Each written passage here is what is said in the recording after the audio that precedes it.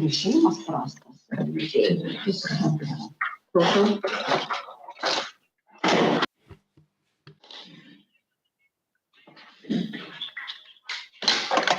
Gerai, turiu dabar prieš akis.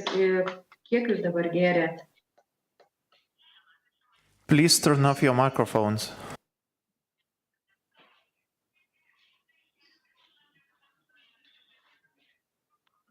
Bet sekmadienį kaip pagal situaciją, ne? Būkit geri, išsijunkit mikrofonus. Kartais tokį, tai dabar labai skystas. Mes girdim, kai jūs kalbant telefonu, gal galite išsijungti. Kokio ten stiprumo jūsų? 5 ar 3 mg varfarinas?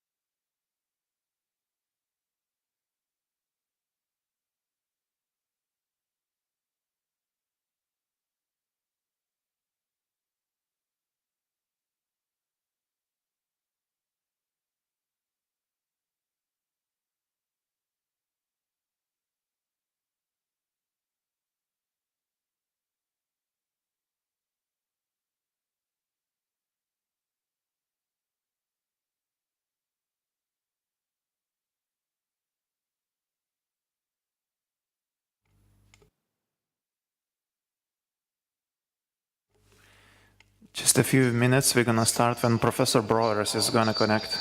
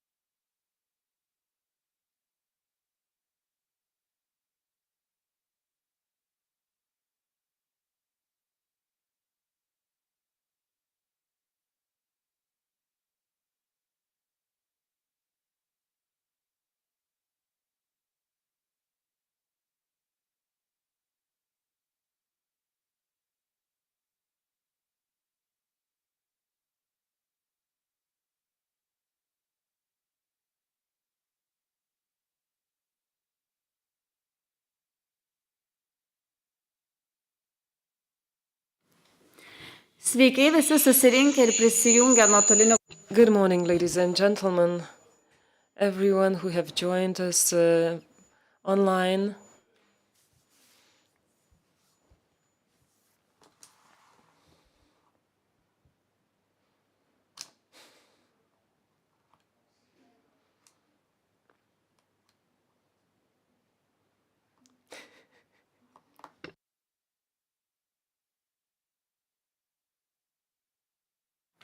Sveiki dar kartą.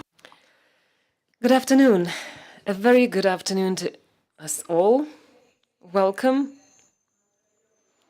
to the online conference. And we begin the conference co-organized by the Seimas of the Republic of Lithuania, the Institute of Substance Abuse Illnesses, and it will focus on international expertise on substance abuse treatment. Let me present to you members of the conference: Minister of Health Aurelijus Veryga, head of the Substance Abuse Institute of Lithuania, Subata, Professor Jonathan Chick,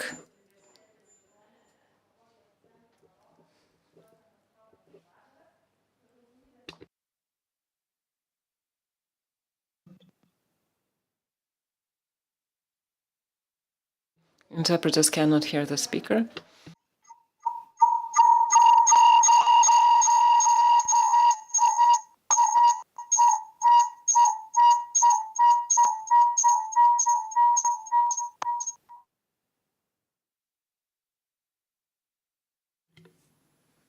Konferencija per Microsoft Teams. The conference is available on Microsoft Teams. You may, the floor is open for questions, and the presenters will be able to take your questions immediately after the presentations. Please watch the conference over the YouTube platform in English and Lithuanian. The first to take the floor is the Minister of Health, Mr. Aurelijus Veryga. Good afternoon. I'm very pleased indeed to join this conference online. It is my pleasure to admit that half a year onwards, I still feel very weird talking about a topic which is other than COVID. This new challenge, which has overwhelmed the global space, has made us forget most of the other topics. But this doesn't mean that problems have disappeared. This doesn't mean that our patients have disappeared, the patients who have substance abuse problems. That there's a number of persons who need help. On the contrary, quite the contrary, the challenges of COVID to mental illnesses have abounded. Emotional and mood distortions will continue, and notably, and needless to say, the COVID challenge has meant for each part of the people to relapse into substance abuse due to problems at work and at home. We may probably see a number of patients who will need substance abuse treatment. This is why I'm very grateful to the community and the Institute of Substance Abuse Treatment and the Republican Center on Substance Abuse, as well as everyone who have joined the conference. I firmly believe that our guests are very interesting and very useful. They will shed light on this important topic, and I'm pleased to say that our community remembers that we need to permanently learn and improve ourselves.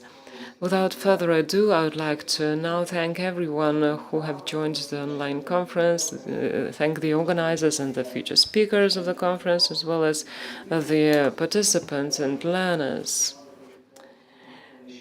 I hope you'll have insightful presentations and an interesting conference. Thank you, Minister. Now I give the floor to Mr. Jonas Fugalis, the chairman of the board of the Addiction and Diseases Institute in Lithuania. I'm going to talk to you in English. Good afternoon. Presenters, I want to welcome you to this online event. I'm honored to be one of the organizers of this addiction conference. I'm delighted that this conference is actually happening. It was planned to hold live April 2020, but as Professor Cornelis de Jong said, COVID-19 has obscured even the science sky. This is a great example that there are no situations without possible good enough solutions. This pandemic situation has been a difficult challenge for the whole healthcare system, and especially for the addiction medicine.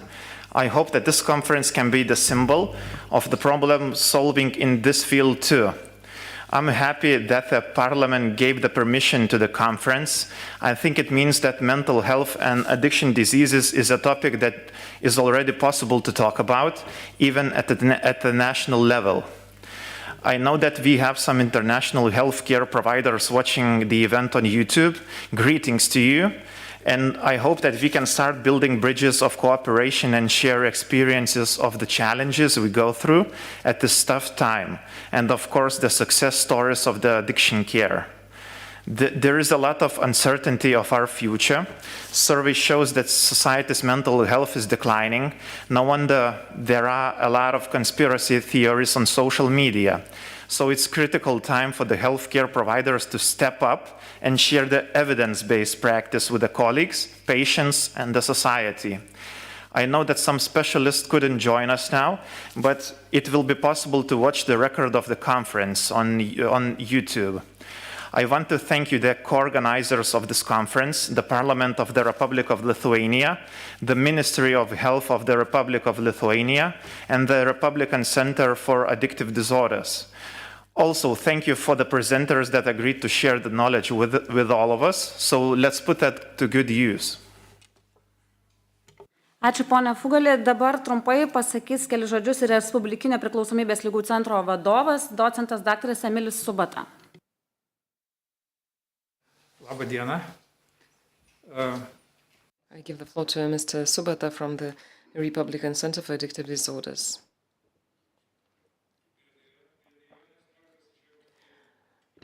Ladies and gentlemen, I'm very happy with the initiatives from the NGO sector, the Republican Center for Addictive Disorders under Jonas Fugalis. As a practitioner, I want to note that over the 4 recent years, thanks to the initiative of the Minister of Health in Putin, breakthroughs have taken place, including the inclusion of family doctors into early diagnosis for addictive disorders. It is important to continue on the good work. The Republican Center for Addictive Disorders, in cooperation with its partners, the 15 municipalities indeed, has embarked on the implementation of support program from the EU on integrated improvement of treatment and services for addictive disorders. The project will last for 3 years. It intends to ensure the continuity of a number of initiatives to help medical staff, to help the substance abusers, to ensure treatment continuity, and to ensure the cooperation of treatment institutions. I'm very happy to meet you as foreign experts. Professor Cornel de Jong and Professor Barbara Breurs have been in Lithuania for a number of times. They shared their news, and it's always useful to hear them. I'm thankful to the organizers for raising the important subjects and for debating. Konferencija ir pirmasis pranešimą pristato profesorius sveikatos apsaugos ministras Aurelijus Veryga ir pranešimo pavadinimas Pagalba priklausomiems Lietuvoje. Let us now shift to the first presentations, and I give the floor to Professor Aurelijus Veryga, Minister of Health of the Republic of Lithuania, who will present a presentation, Help for the Addicted in Lithuania, Stigma, Myths and Possibilities.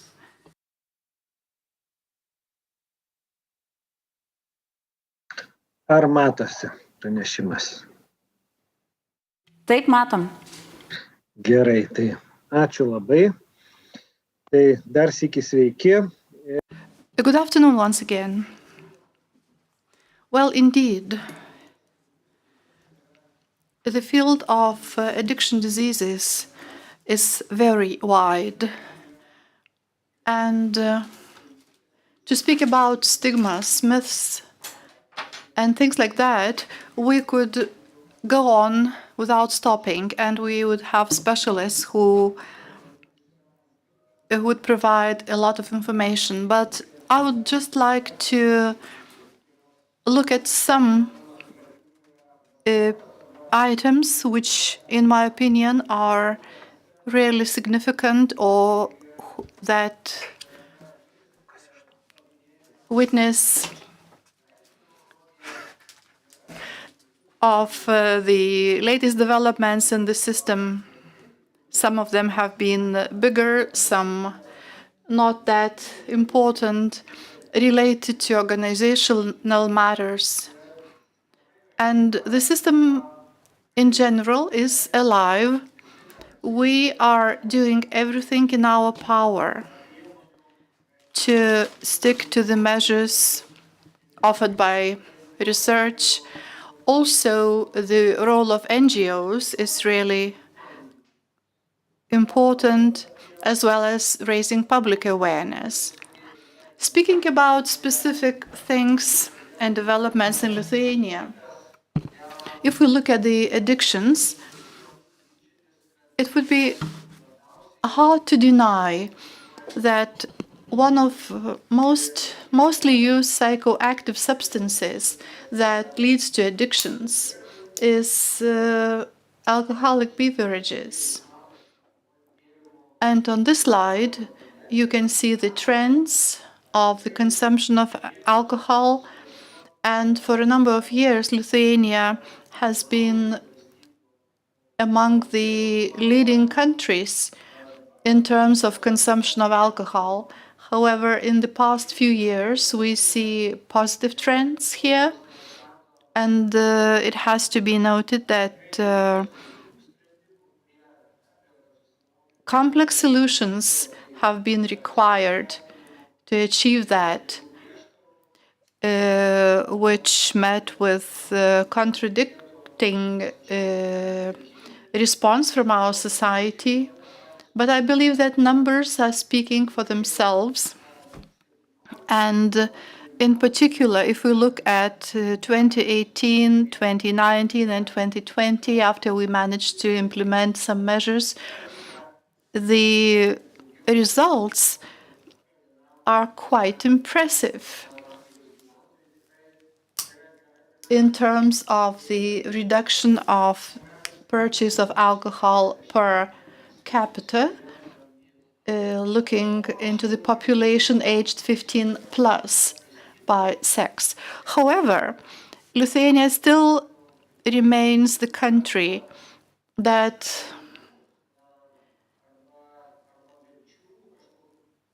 is related to the high numbers of deaths and certain diseases due to addictive substances. This is why we still have a lot of homework to do in trying to explain to our population about the effects of consumption of alcohol, the addictions. Because people's understanding in this area is quite limited. If we look at the mortality trends, mortality related to diseases linked to alcohol consumption, Lithuania seems to be quite visible with its initiative and the solutions in restricting of alcohol consumption. And I would like to express my satisfaction that the US Research Institute has allocated almost $2 million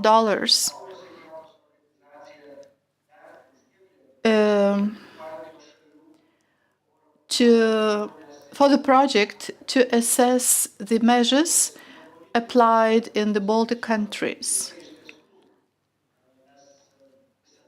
and the results achieved.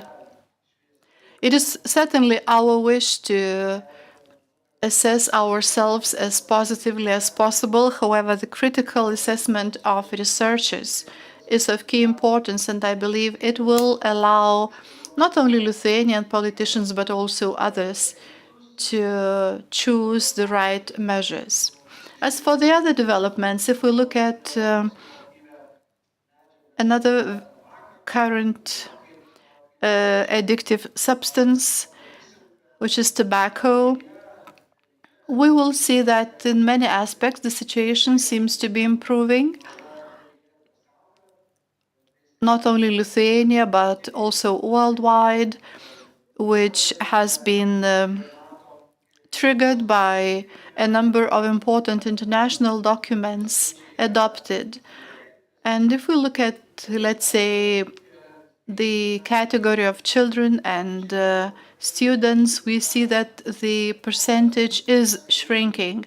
However, if we have a look at the numbers of those who have ever tried to smoke cannabis,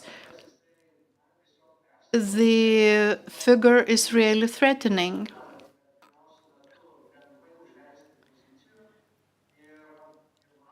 And we also see that young people who are the ones that are very much interested in innovative things are extremely sensitive, and this is going to be another very important challenge in the future. As for the social norms related to alcohol consumption,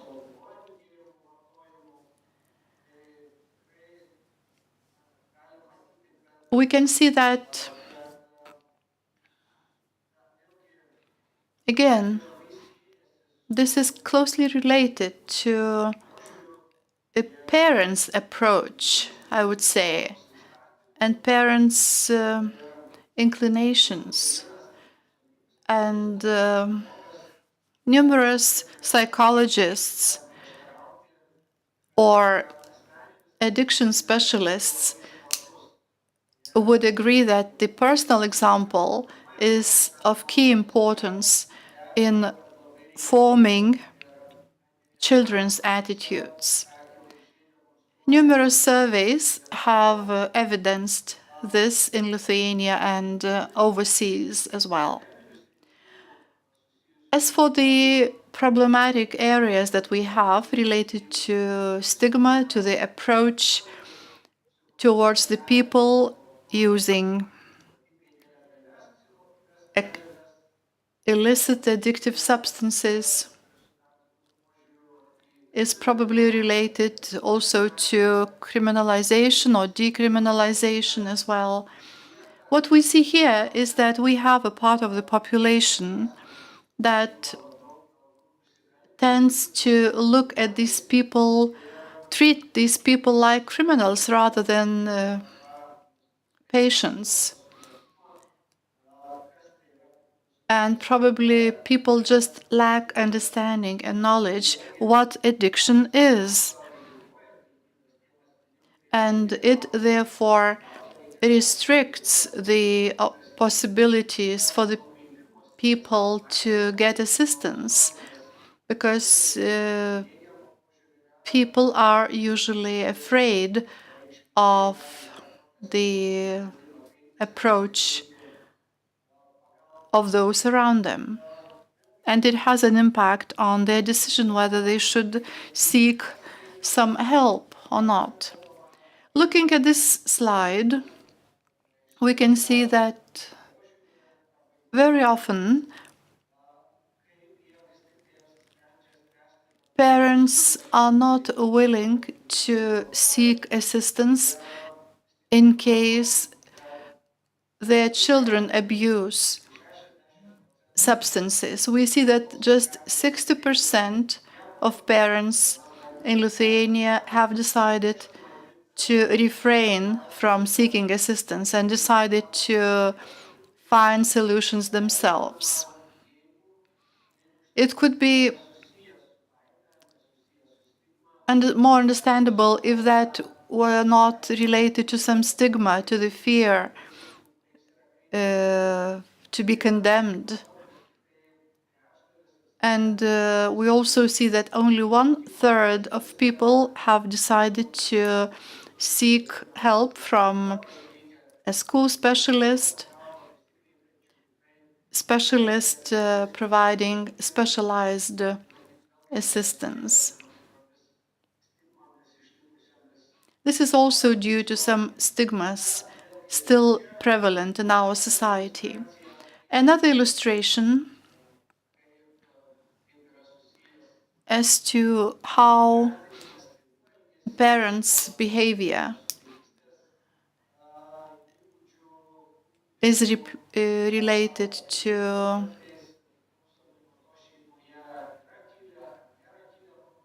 children's practices. And I believe that these trends do not need any interpretation, any further interpretation. Another myth that we often face related to assistance to patients and some approach, if in the past people were having the opinion that medical professionals may hope for no success in what they are doing because of the relapses that are so frequent, and they are having the same patients now and again. But if we look at other types of diseases where patients are having for a number of years, we see that it's not just addiction patients, but also patients that develop a number of other diseases like diabetes, hypertension, asthma, that are experiencing frequent relapses due to different reasons.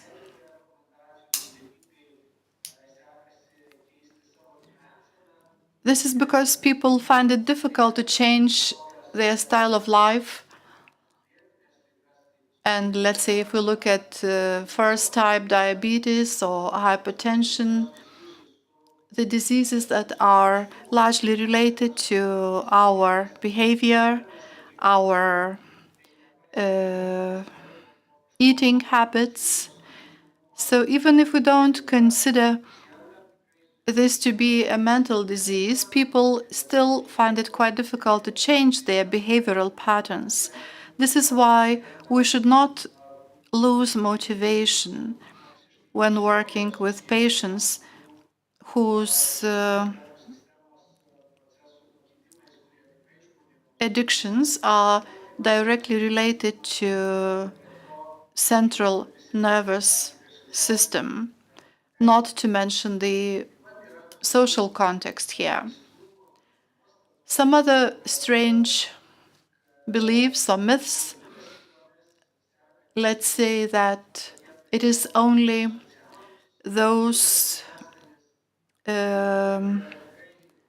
who are either jobless, homeless people are prone to addiction disorders, which is not really true, because primarily we often see working people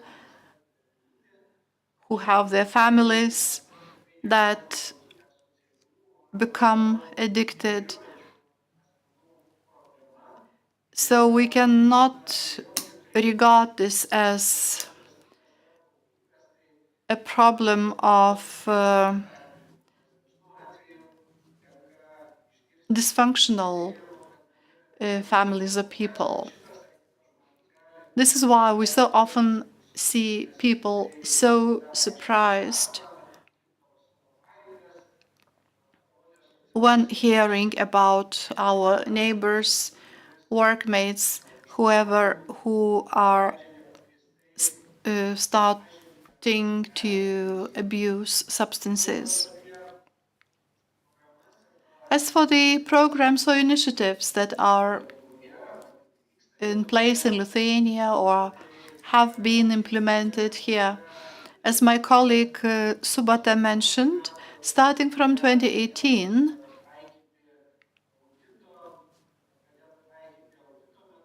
the audit methodology was started to be applied in medical care sector, and this early intervention is funded by Social Insurance Fund. It is not really very easy to apply this methodology because some family doctors express their skeptical attitude. This is why it is so important to discuss as to how sincere the patients may remain while filling in the questionnaires. It is again related to the specialists' attitudes, because destroying the trust of the person who values sincerity is not difficult at all. I'm really happy that we now have a working group working in the field of the risk assessment of tobacco addiction.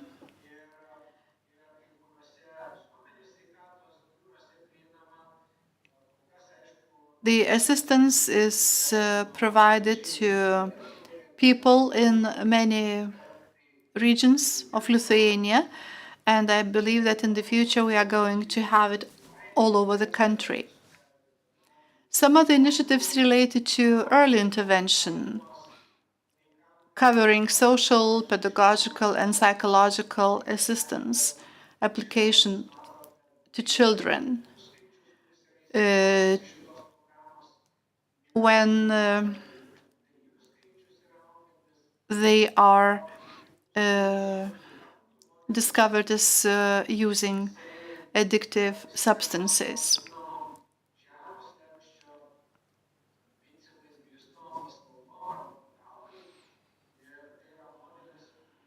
Addiction consultants, services to people, to population that we have sort of copied from our neighbors in Poland. Services based on low threshold principles, assistance to people abusing alcohol as well as their families. And the services are provided to public health bureaus in this case.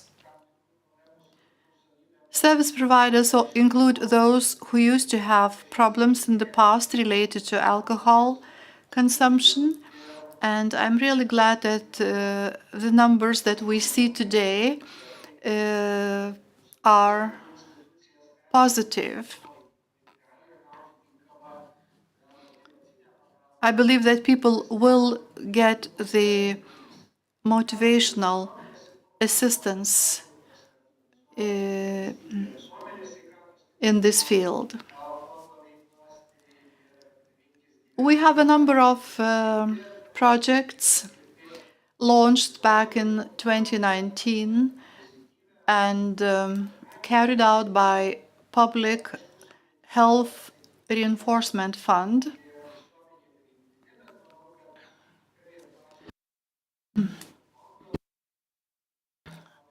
I do believe that the fund itself, the logo of the fund, has become easily recognizable to our society now and has provided people with profound, useful information. Here we see the picture of the website, Help Yourself,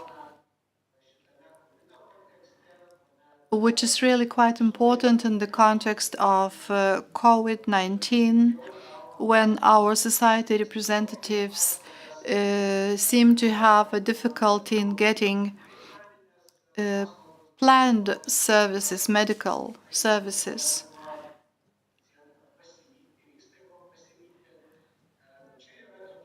Our health providers had a big challenge in trying to provide all the routine services to their patients in spring with the first wave of COVID. This website really provides very useful tools in self-diagnosis, as well as all the necessary information as to where they should go in case of one or another problem.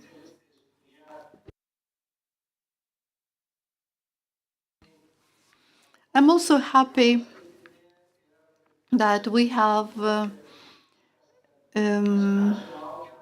the psychological intervention oriented towards the family members of people that are addicted to different substances. Let's say the project called CRAFT, Community Reinforcement and Family Training. I believe that family members and the loved ones of the people with addictions is a very important target group, because one person may really cause a number of problems to his or her family members. Passive drinking is a term in English which is commonly used referring to family members of people who are alcohol or other substance users. I hope that the project will really help us to find other measures to help the family members of such people. Here you see some numbers illustrating how many services are being provided now per year. These are the numbers from 2019, and you can see here that more than 27,600 patients have received different assistance related to addiction disorders, which is quite an impressive number, having in mind how small Lithuania is. Looking into the social integration and other fields, we can probably be quite satisfied that in this particular field, the role of NGO has been quite encouraging, which also shows that the state authorities should not undertake all the initiatives on their shoulders, because some non-governmental organizations and centers can really significantly contribute to finding solutions.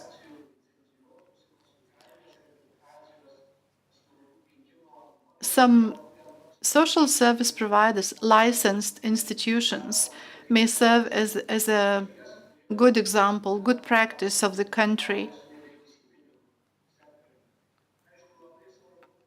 It is also very important that people who receive such assistance are not left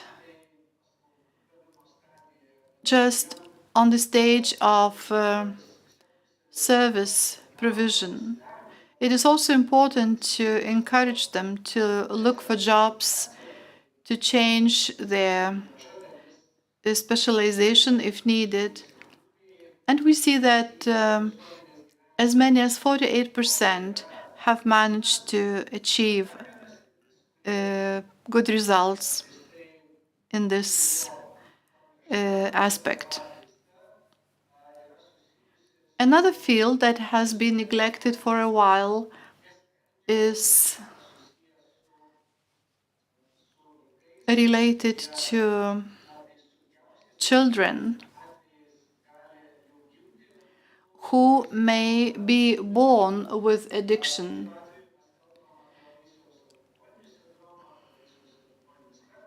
And here we speak about alcohol syndrome of the fetus.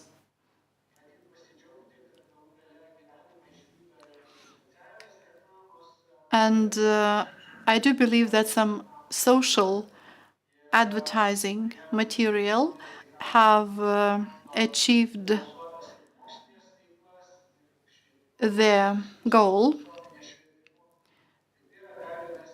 And this is another area which shows that by raising public awareness, we can really reduce some important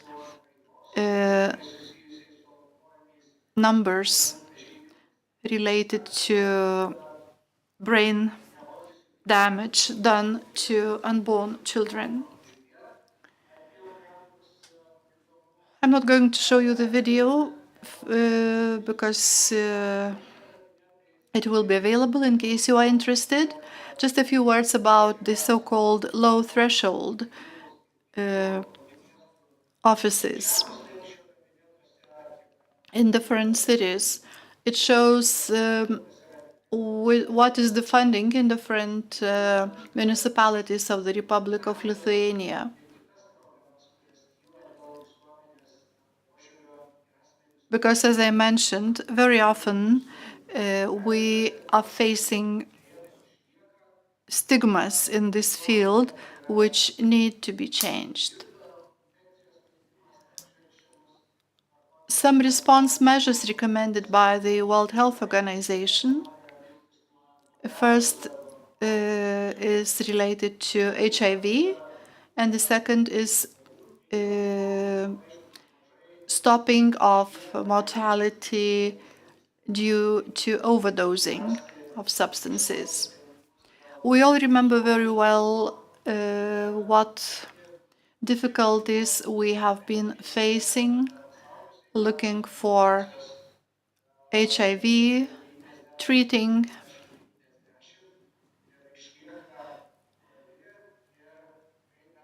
which is still quite relevant, and a lot remains to be done in this particular field.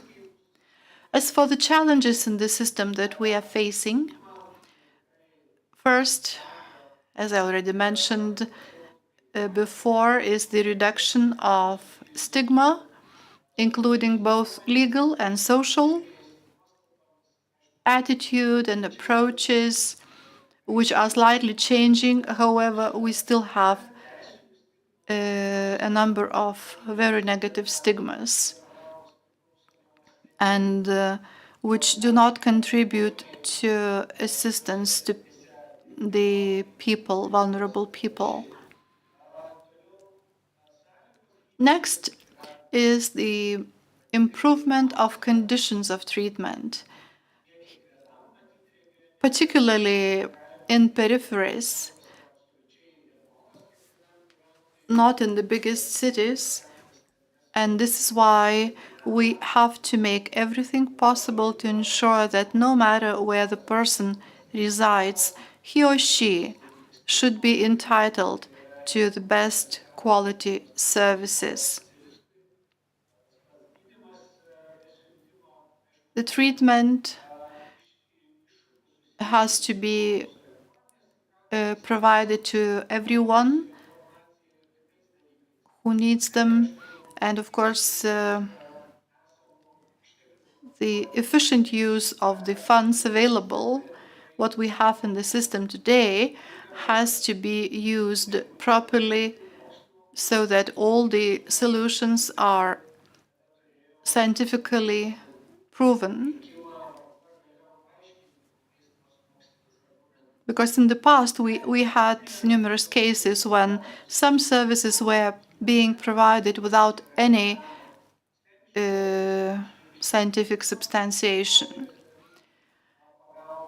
As for the remaining challenges, we have the elimination of deaths related to overdosing of drugs, also the proper monitoring of provision of services in treatment of addiction diseases.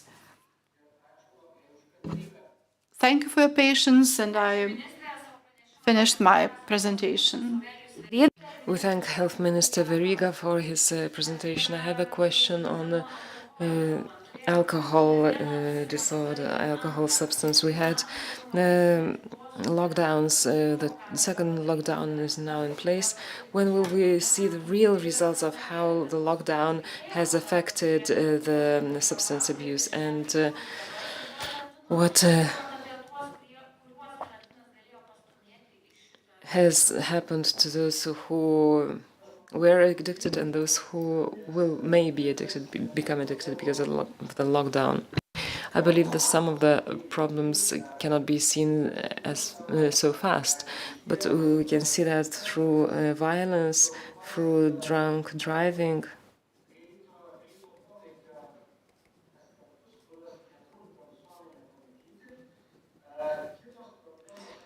Some of the problems, such as violence and drunk driving, are obvious and come across very soon. Other factors take some longer time to see, such as relapse,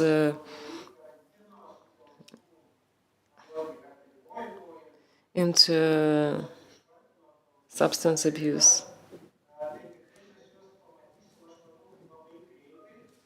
alcohol abuse.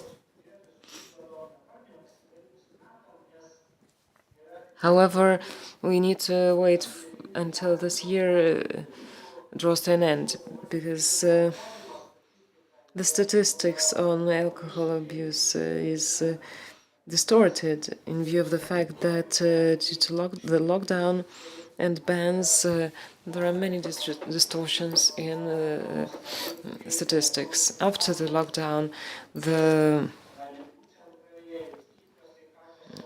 Republican Centers for Addictive Disorders and other centers provided a number of services, but we don't know whether it's related to the higher prevalence of problems, or just the increase of provision of services. By the end of this year and at the early next year, we will be able to see and analyze the data. The researchers are the best placed to do that, though. Thank you, Professor. I have one more question.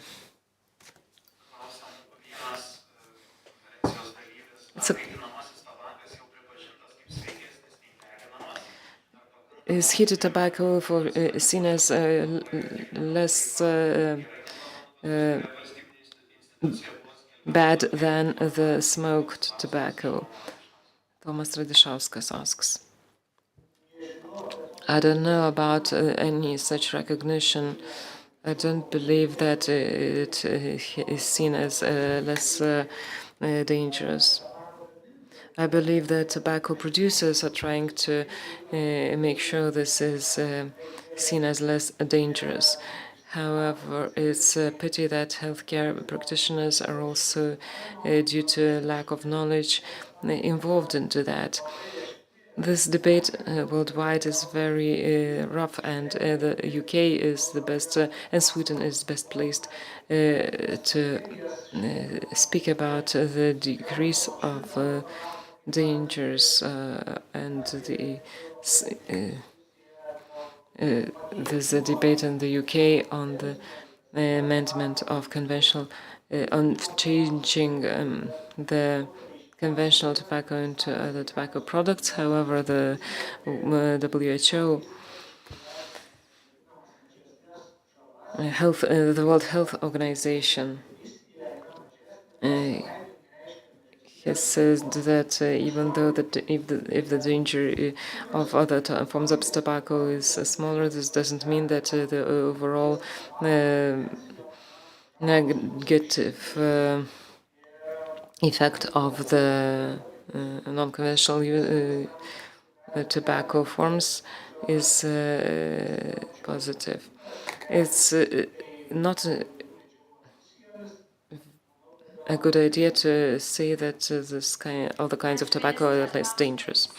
Thank you, Minister. Thank you for your presentation. Let us go now to another presenter, Jonathan Chick from Castle Craig, consultant psychiatrist and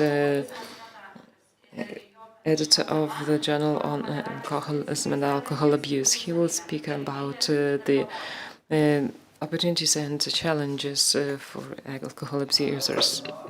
To connect my PowerPoint. Can you see me and hear me? We just can hear you, but we can't see you. Right. Now,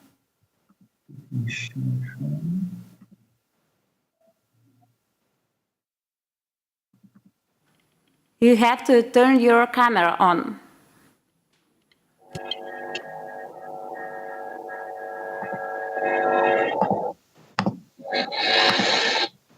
I'm sorry for the delay. We had it.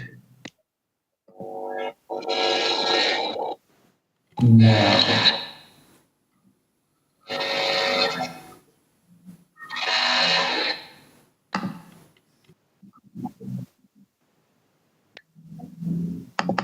Professor, can you please turn on the camera on the Microsoft Teams and it seems to go off rather easy. Are you on now? Yeah, we see you. And now I'm going to share my screen. Yeah.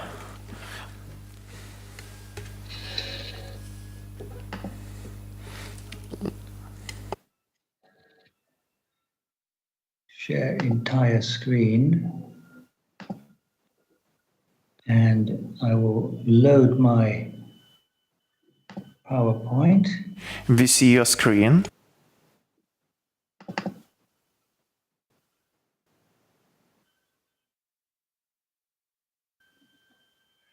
Well, can I say it's a great honor to be taking part in this wonderful meeting. Can you see my presentation? Yes, it's okay. We can see you and hear you. It's okay. Thank you so much. I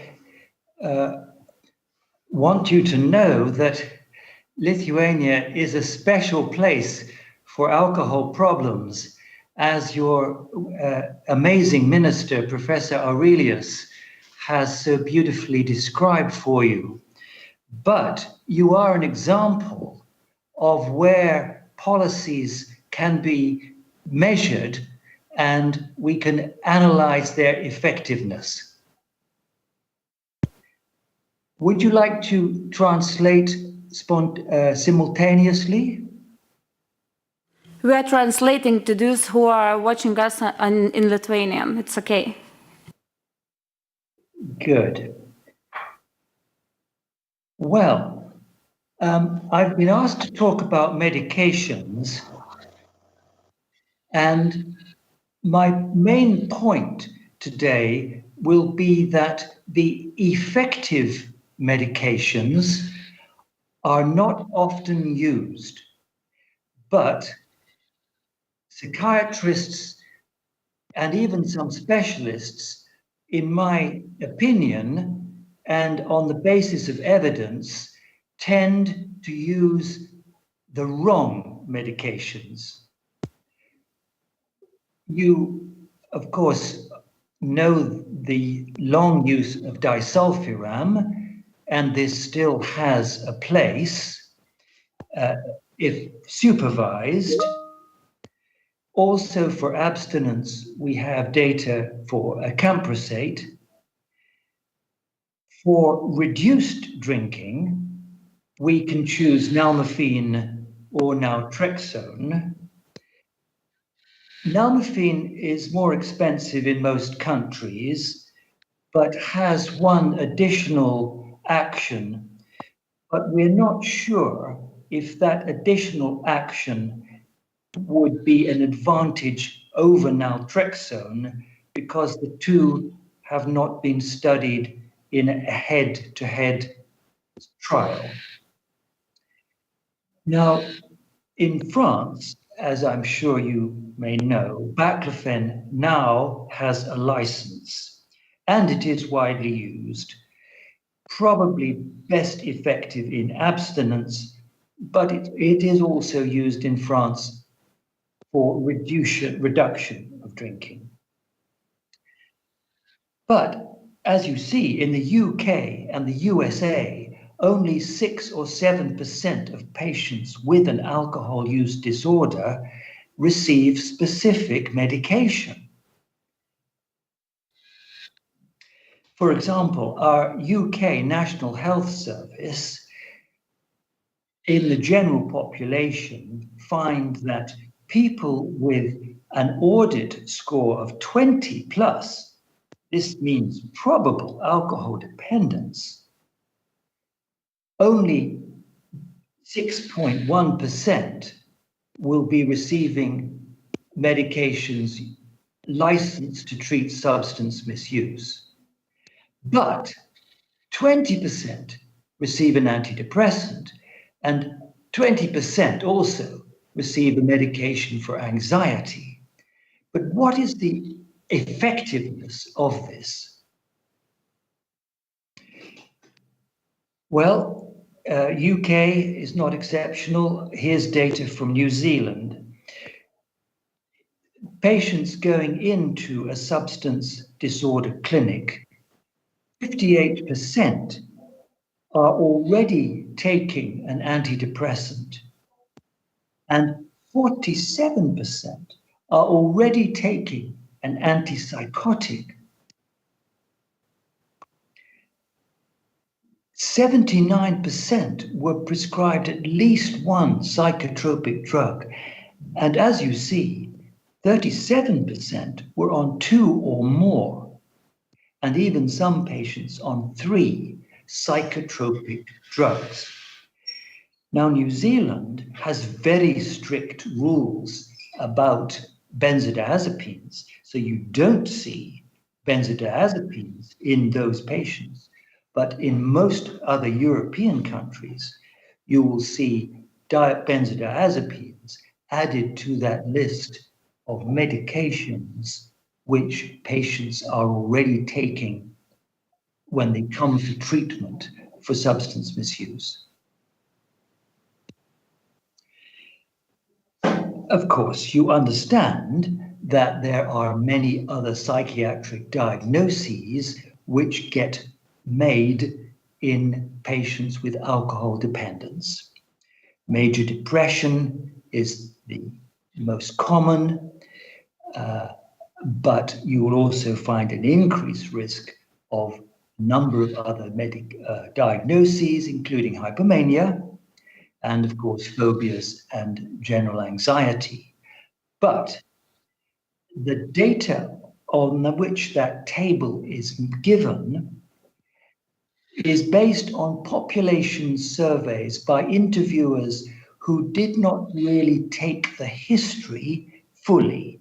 In other words, they did not demonstrate the temporal relationship that the depression came first and the alcohol dependence second.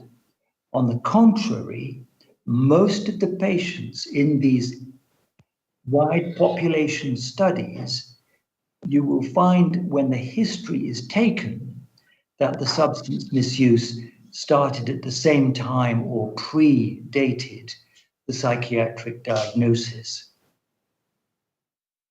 Of course, alcohol dependence will mimic depressive disorder. Here, like you show your medical students, perhaps you teach them the mental symptoms of depressive disorder, mood, anxiety, suicidal thoughts, irritability, hopelessness, fears, maybe leading to isolation, panic attacks.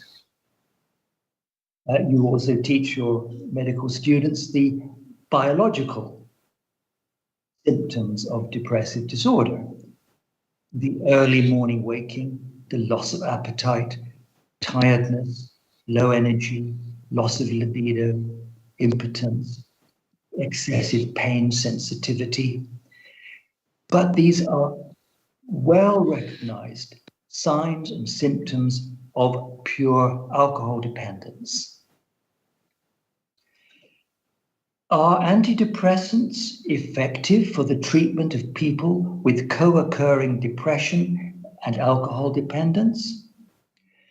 The latest Cochrane review of 33 randomized controlled studies found that the only studies with positive effects on drinking and depression were those studies with a high risk of bias. They tended to be older studies.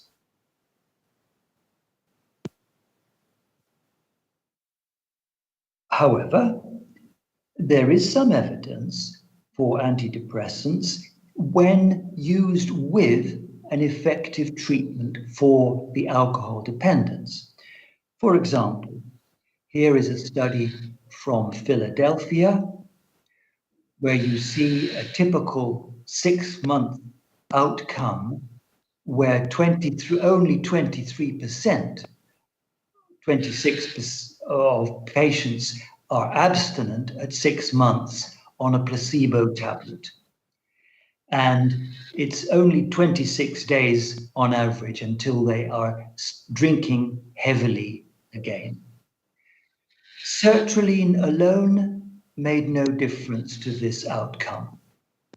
Naltrexone alone making no difference to this outcome in patients with depression, but when combined, there was a positive result. So treating the depression at the same time as treating the alcohol dependence can be effective. Please note that there is evidence that SSRIs, especially in early onset cases, that is, people who started to have problems with alcohol before the age of 25, that randomized controlled studies show that SSRIs are associated with more drinking. This has been shown for fluoxetine, fluvoxamine, sertraline, and very strongly with citalopram. You may also be aware of this association of SSRIs with violence. It's not causal data, but the large-scale analyses in Sweden where men and women who had started an SSRI between 15 and 24 years old were more likely to have a conviction for a violent crime.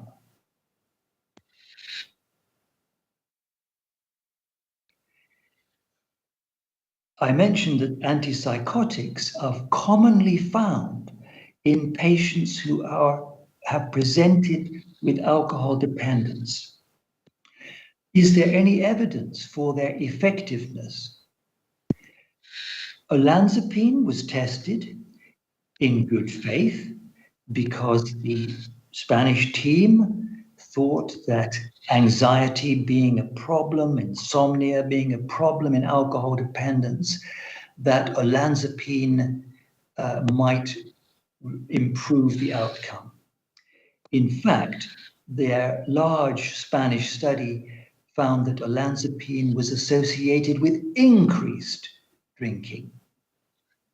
The same had previously been found in Germany when flupentixol injection every 2 weeks, low dose, had been found to be associated with increased drinking. It's not clear why this should be the case. Perhaps people feel unwell, out of sorts, if given an antipsychotic drug, and respond by drinking alcohol. Or they are more sedated and off their guard and are not properly in control. And people with a drinking problem do best when they are in control of their emotions. Quetiapine's been tested in several studies, no improvement in the drinking, but the big United States government study by Litton et al.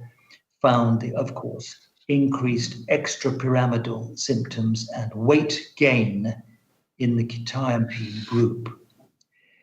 There has been a little better studies, small but slightly better outcomes in some aripiprazole studies, but overall, the meta-analysis has decided there is no positive effect on relapse rates.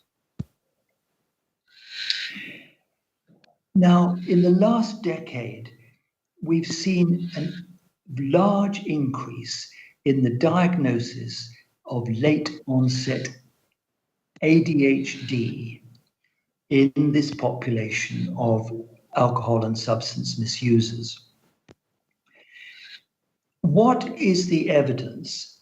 And I'm not an expert in ADHD, but I want to raise this question with you. What is the evidence for late onset ADHD? Well, when we have comprehensive repeated assessments between the ages of 10 and 25, we find that only 5% of individuals who initially screen positive on symptom checklists still fit ADHD diagnosis at a later age. Second, almost all the late onset cases in this large American study had substance misuse disorder. How reliable is a diagnosis of ADHD actually? When we study this, of course, we know that it is possible to fake ADHD. Students do this to get prescribed stimulants to sell on. There are students who get through university by selling on their prescribed medications. There's been no test for ADHD which has been shown to distinguish malingerers, that is, people who fake, from true cases. You may be surprised that when this is studied, that is what is discovered. It's very hard to create tests which disentangle, which separate valid or honest self-report from dishonest self-report in the symptoms of ADHD. In my hospital, which has 100 beds for alcoholic and substance misuse patients, we studied the effect of immediately stopping on admission all stimulants.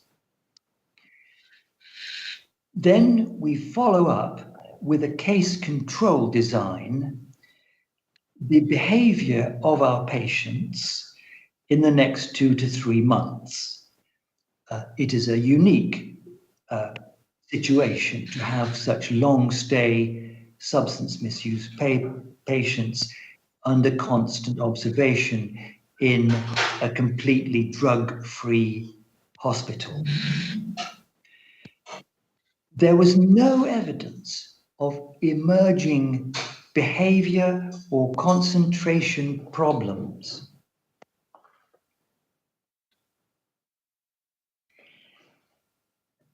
Next, may I bring to your attention the other new problem out on the street.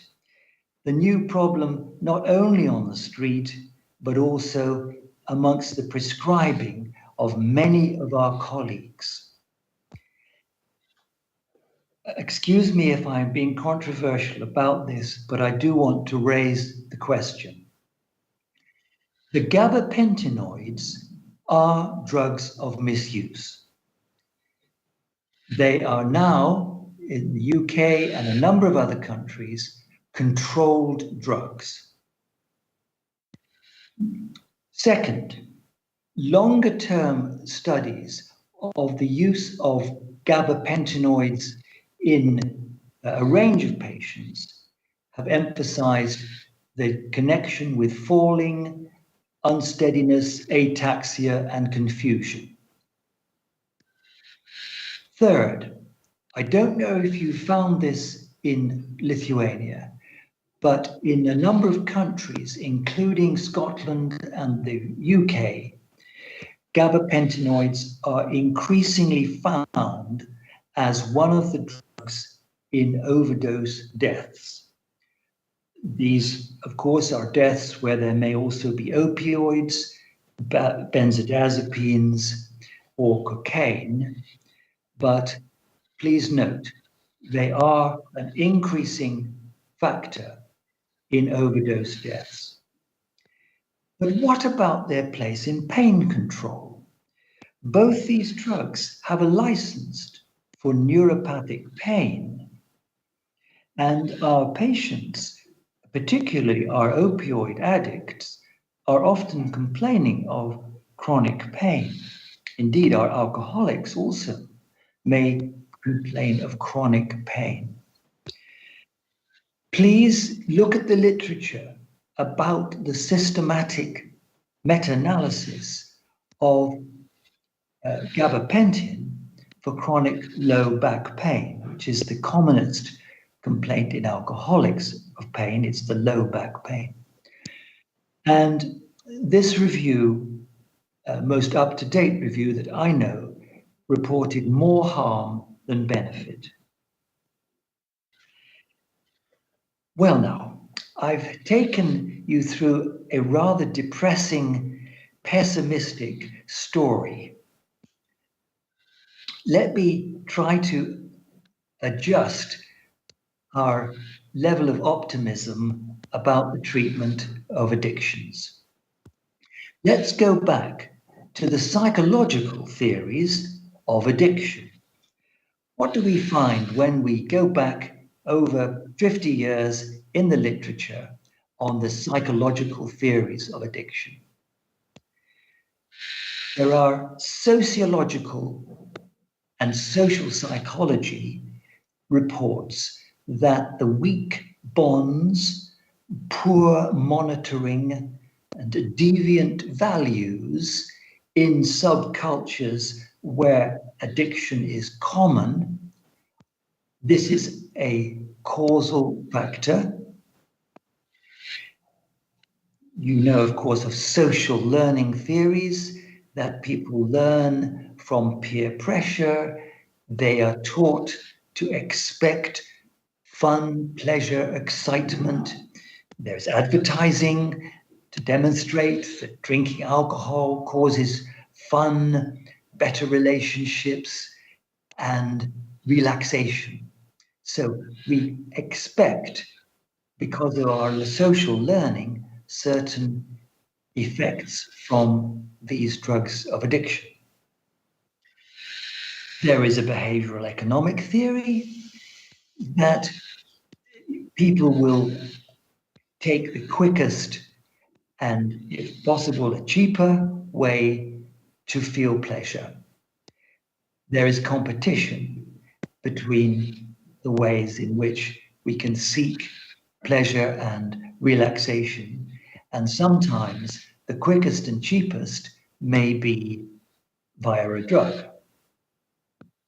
And finally, of course, as psychiatrists, many of us are well aware and use the theories and methods derived in stress and coping theory, how to better manage conflict, better deal with anger, cope with their impulsivity, cope with their avoidant behavior by psychological means and by learning new behaviors. Now, let me for a moment turn to what are the methods that you will find when you study the activities of the self-help groups. In the self-help group, once the individual can be persuaded or encouraged, if the stigma is less, I'm grateful to Professor Aurelius for mentioning the difficulties still with stigma.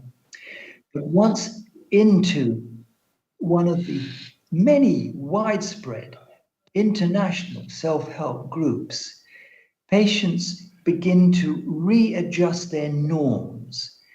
They develop new friends. They observe others. They have new role models. There may be even a peer sponsoring them, but they can see how others have gone through and recovered from addiction.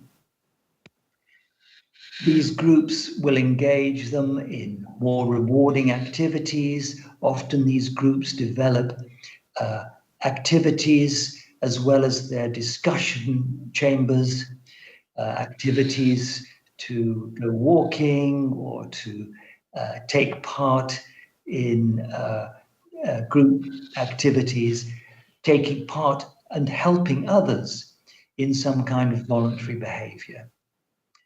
And all the time, if you look at people who are able to involve themselves in these groups, you can see over the months how they are learning and practicing new coping skills, gaining confidence and gaining self-respect, so that they have more confidence that they can master their alcohol or drug problems. So I'm going to finish my talk at that point, and very happy to take any questions. But as you've seen from my presentation, please, if you're prescribing in substance misuse, make your first choice to use a medication which is proven and licensed for that substance disorder, and hesitate when you take the patient's own request for a symptomatic treatment, which could even worsen the outcome. Thank you. Thank you for your time, Professor. Kalbėjo profesorius Jonathanas Čikas, Castle Craig ligoninės direktorius medicinai bei vyriausiasis žurnalo Alkoholis ir alkoholizmas redaktorius. Ir dar kartelį norėčiau priminti, kad tie, kurie stebi konferenciją per Microsoft Teams, gali užduoti pranešėjams klausimų. You can raise questions online, preferably during the presentation. Our next presenter is Mr. Robertas Badaras, head of the Toxicology Center of the Republican Vilnius University Hospital, and he will deliver a presentation, Managing Risks of Misuse of Ensuring Availability of Prescribed Opioids. Mission Impossible.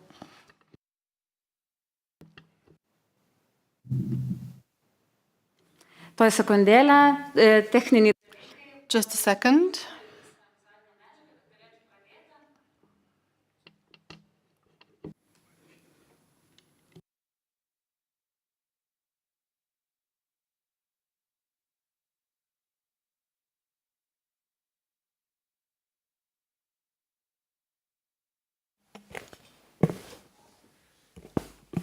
Dear all, it's a big pleasure, honor, and privilege for me to be here right now. And I'd like to present my topic about the risk and benefits of prescription opioids for pain patients. From very beginning, no any conflicts of interest. If we are talking about opioids and prescription opioids, we must start from the very ancient times. And first time the opioids was mentioned, it was in Mesopotamia more than 5,000 years ago. Almost all Mediterranean countries and nations used this plant in for medicine intentions, and even one of the fathers of medicine, Hippocrates, suggests to use this medication for internal diseases. And in the beginning, in the 10th century, Chinese start to use it for surgery. In history time, first and most famous, of course, medication from opioid group was laudanum, created by my favorite scientist, Theophrastus Philippus Aureolus Bombastus von Hohenheim, and his name more known as Paracelsus. And he was the first toxicologist, by the way, and he introduced this opium tincture in alcohol in beginning of the 16th century. You know, in the middle of 19th century, it was a huge amount of addicted to this miracle medication in United Kingdom, and even books was about it, and a lot of famous writers, Dickens, Lewis Carroll, Lord Byron was addicted to laudanum, by the way. And what we have right now, this medication is still available by prescription in some countries, for example, United States and United Kingdom, for very severe diarrhea. And, you know, 500 years goes, and we have the same medication as Paracelsus introduced. The next famous presenter of this family was morphine. He was isolated from opium in the beginning of 19th century by Germany's pharmaceutical Friedrich William Adamser Jr. And it was the first active alkaloid extracted from the opium, and it seems that it was the first alkaloid at all extracted. And the name it gets, it's according after the god of the dreams of ancient Greeks, Morpheus. Not this one guy from Matrix, but some like this. And from the very miracle medication during the American Civil War, this medication became like a nightmare, and approximately 500,000 of soldiers became addicted to morphine, and even the name was given to this disease, soldier's disease. And it looks like that. It's one of the first examples of syringes which was used during the American Civil War. And by the way, we come to the next step of history, and we can't skip this beautiful Scottish guy from Edinburgh. Dr. Alexander Wood published his famous publication, A New Method for Treating Neuralgia by the Direct Application of Opiates to Painful Points, in Edinburgh Medical and Surgical Journal in the middle of the 19th century.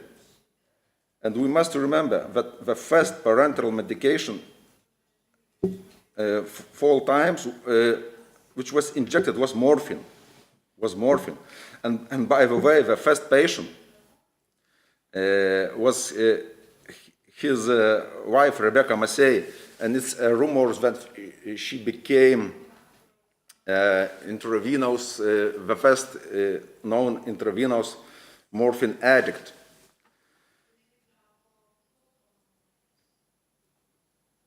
And the next step, of course, is heroin. Its story, it's very, very interesting because it was recreated by the company, by the scientific team which introduced aspirin in the end of 19th century, only after 2 weeks after aspirin was created.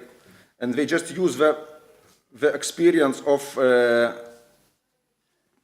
20 years history from the scientist from London, Wright. He started this, but he stopped, and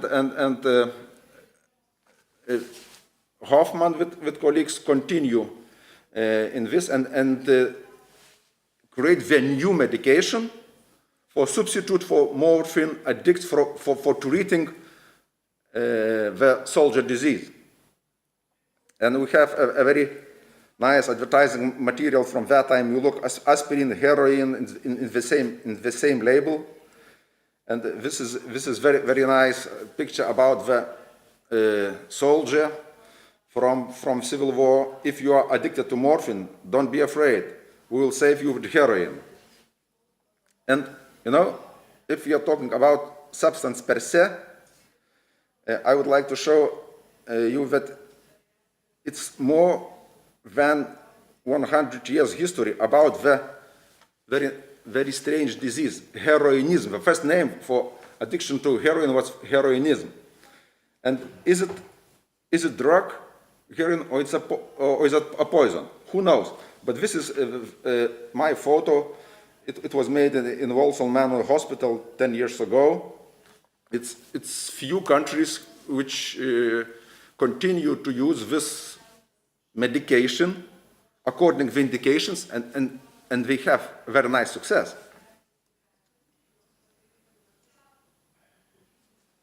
Next step, new one, comers. It's oxycodone and fentanyl, or fentanyls. Despite somebody thinks that oxycodone is very new medications, it's over 100 years. From the very beginning, it was synthesized with the anticipation that it would retain the analgesic effects with less or even no dependence activity. And what we have right now, it's one of the main medications which creates so-called opioid crisis in United States. And we have very nice picture. And you can just compare European data about the prescription oxycodone numbers. The red one and the green ones, it's United States. It's the answer to question why did the United States has so terrible opioid crisis according to oxycodone. What about fentanyl? It's a little bit more new and approved for medical use in United States in the 68 in last century, but so far we have a big problem with synthetic analogs of fentanyl, so-called fentanyls, which are not, most of them are not legal, and we have very nice and informative picture from National Center for Health Statistics from this year, and we can just compare who is who. By the way, in 2017, more than 47,000 Americans died as a result of opioid overdose. The main players is heroin and fentanyls and prescription opioids. Look at this on the millennium. It starts from first increase of prescription opioid overdose deaths appears, and it grows up. It grows up to 2010, when some measures was introduced to decrease the prescription amount of prescription opioids, to stop or let's say to decrease the level of misuse and abuse. And what happens? The heroin starts to grow up, heroin-induced death starts to grow up again. And it lasts up to 2013, when the new player, synthetic opioids, it's more or less only analogs of fentanyls, more than 25 or even up to 30. They are the main players now, and look at this, they overcome the heroin and prescription opioids. And after some measures in 2018, the decrease of opioid-induced deaths decreased for 2%. It's not very much, but it's important. It means that, you know, the death starts to go down. And the question is, why are physicians too conservative with opioids to start the opioids for patients to pain patients who really need it? It's usual. The answer is because approximately from 21 to 29% of patients prescribed opioids for chronic pain misuse them. Even if patients get the prescription, he or she likely will be to use bigger doses comparing to prescribing pattern. The phenomena we must always take into account is opioid-induced hyperalgesia. It's very, very serious, but not very well-known phenomena. And I even put the picture about that. It's condition when the person develops increased sensitivity to pain caused by use painkillers. It sounds strange, but it's very important. And of course, a lot of physicians are always afraid about the opioid overdose. But on the same time, we must remember this old, nice, but very perfect scheme, so-called cancer pain ladder for WHO. Opioids are necessary from the very beginning, from the first step to the second, up to the third step for very strong pain. It means that the opioids are necessary for pain patients. Why patients are so cautious with opioids? At least in our country, they say, you know, it doesn't matter how it pains, but I do not want to become a drug user. It's a shame or something like that.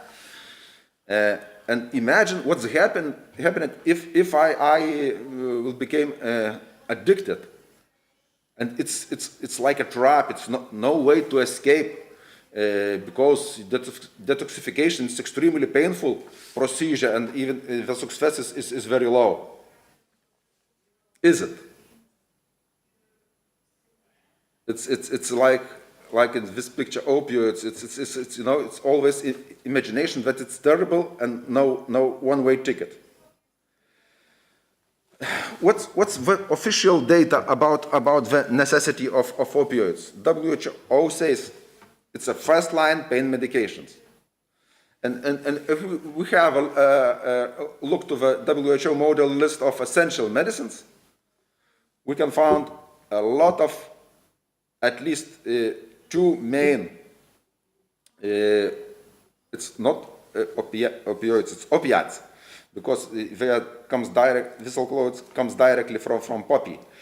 It's codeine and morphine. What it means?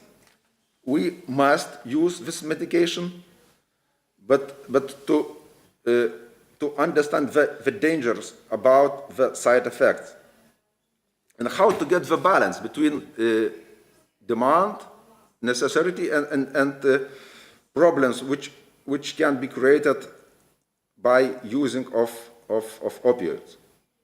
Be or not to be.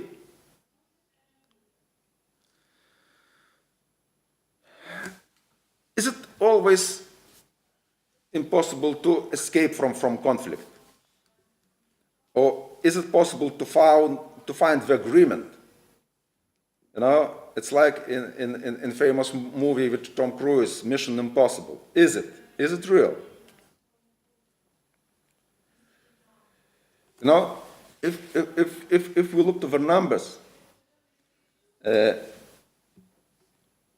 consumption of prescribed opioids in Lithuania, it's according to defined daily doses per 1,000 inhabitants per day.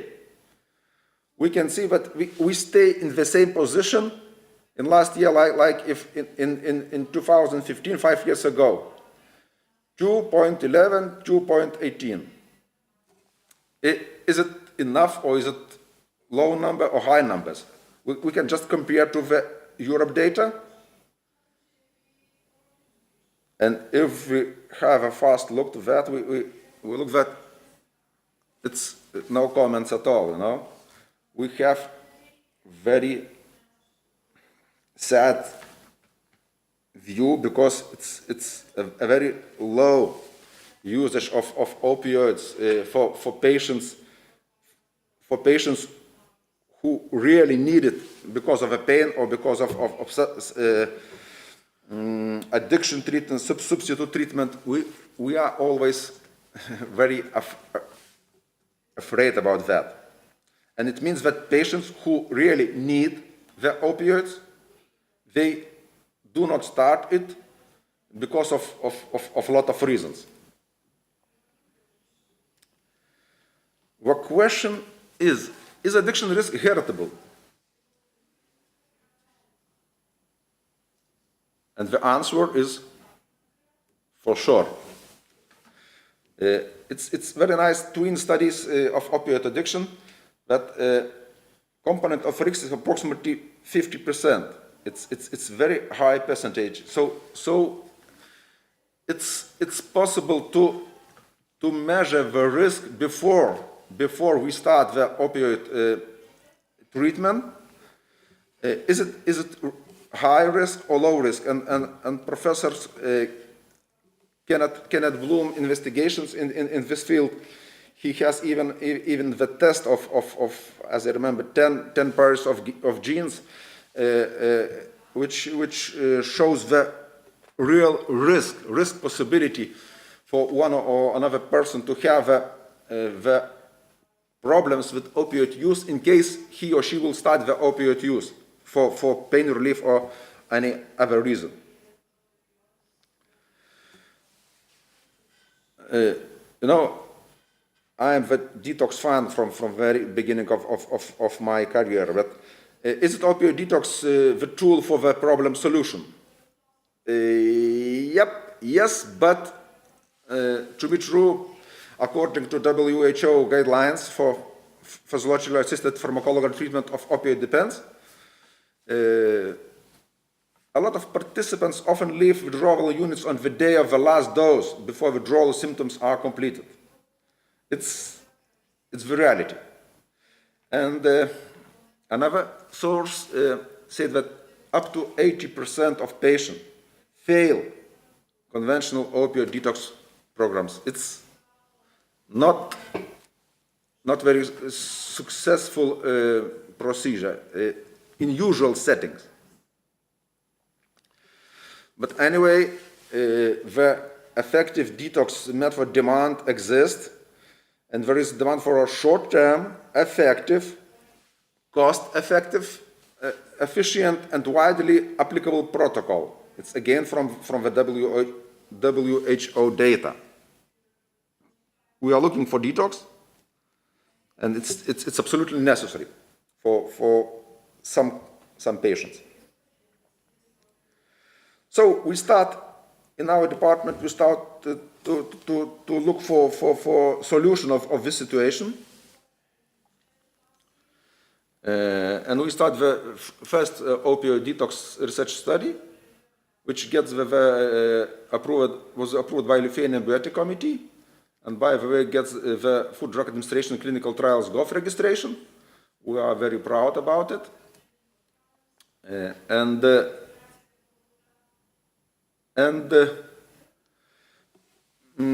it was published in this year, and but it's not about my presentation is not about this study. It's about the experience we get using the methods from this methodology from this study, which keeps in the rules of ordinary opioid antagonist assisted detox with the escalating naltrexone dosing regime. So, about detox for pain patients, not for recreational users, but for pain patients, it's retrospective analysis of 41 chronic non-progressive pain patients with long-term up to 20-25 years of prescription opioid usage, who underwent rapid opioid detox for a decade from 2010 up to last year in the toxicology center of Republican Vilnius University Hospital. Of course, we get the written informed consent for procedure. More than half of patients were men, and what's interesting, that average age, it's approximately 57 years old. If you compare with recreational users, it's a very high age, and the results was that average duration of this detox for pain patient was higher than for recreational opioid users. It takes 8 plus minus 3 days. It's not a big rush to discharge this patient. We must take at least 1 week, even more. In all cases, the detoxification with introducing of naltrexone treatment was completed, but unfortunately, only 14 from 41 agreed to go through follow-up after the treatment, and the result was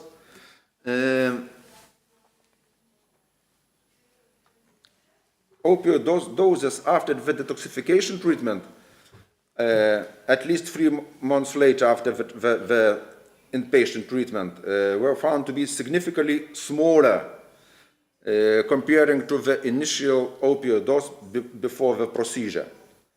And the number, on average, opioid dose before the treatment was higher by 126 milligrams of morphine equivalent. It's quite a high number.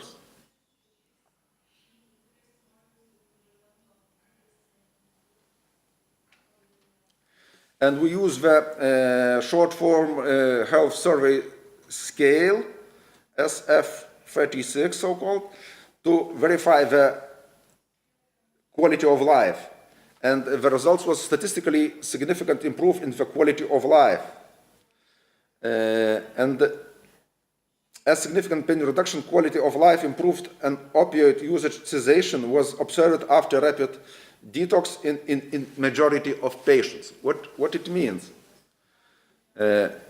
And the take-home message is that opioids benefits versus risks balance is possible if the physician and patient consider the use of opioid detox in case of addiction and in case he or she can't stop the prescription opioids, in case the pain doesn't need to be treated at all. And I want to correct Tom Cruise that mission it's mission not impossible, it's possible.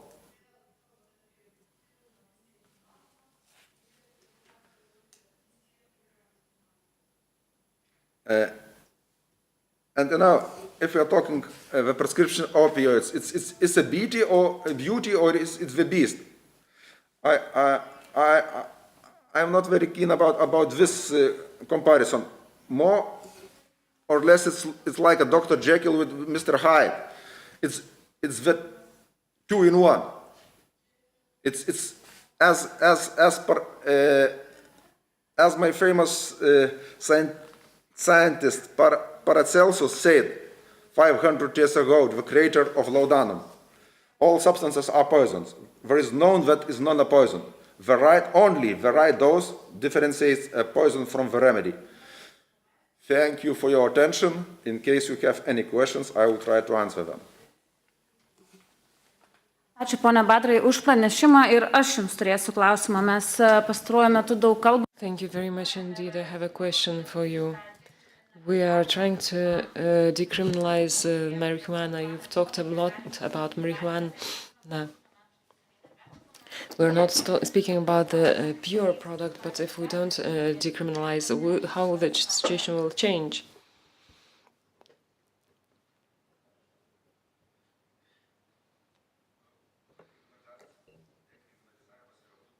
Decriminalization is a necessary precondition, but not necessarily the only one. Good tone requires not to criminalize this. Even EU recommendations are in place. But how will the situation on the streets change?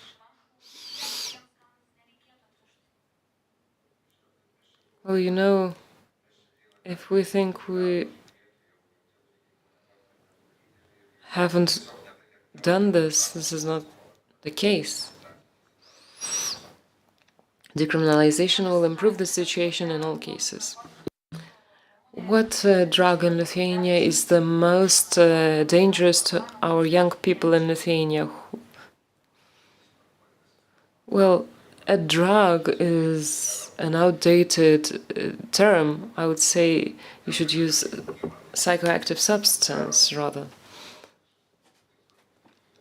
If we're talking about the young people, then I believe that the largest problem are the new psychoactive substances. There are a number of groups of them, and the largest share of those new psychoactive substances have effects that are not known.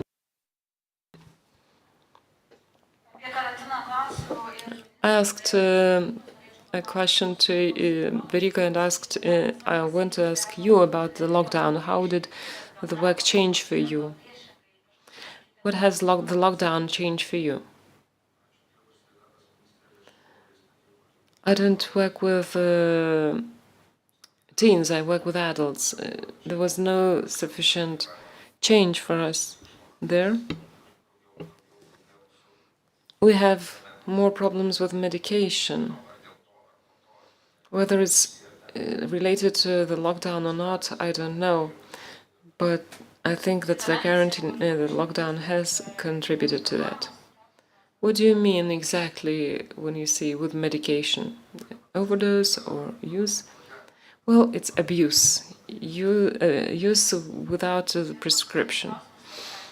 Okay, and the last question. The abuse of medication, can it be worse? Can it have worse outcomes than the use of psychoactive substances? Well, they include the medication includes the psychotropic substances. We cannot distinguish between the two. Paracelsus has said that there's only the dose that is distinguishing factor between the medication and a problem.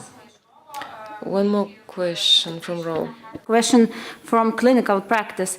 If there is any safe way to use prescription opioids in long-stay patients in intensive care unit?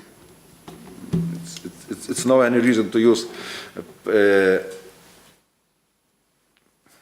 usual prescription opioids in intensive care, because I am an intensive care doctor also. Yeah. So if the patients are in intensive care, we use only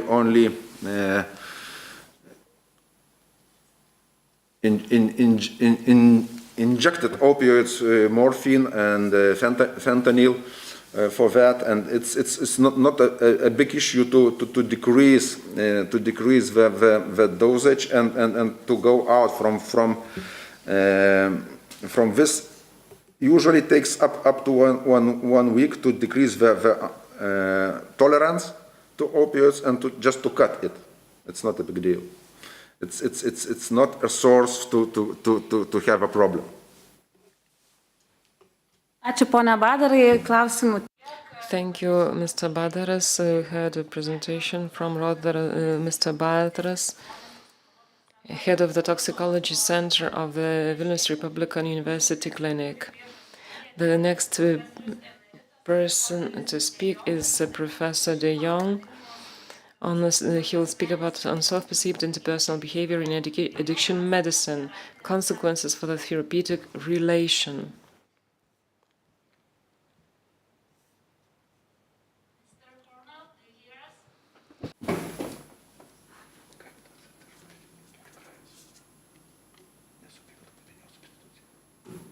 Turėtume tuoj turėti pranešėją. Mr. Cornell?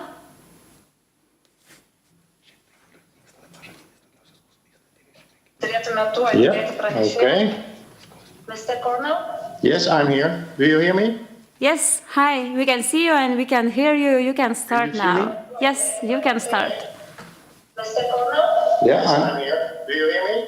Yes, hi. We can see you and we can hear you. You can start now. Yes, you can start. Perfect. Thank you. Yes, hi. We can see you and we can hear you. You can start now. Yes, you can start. Perfect. Thank you. Labadina, my friends. It's such a pity that I couldn't come to Lithuania in the spring because of the COVID-19 pandemic.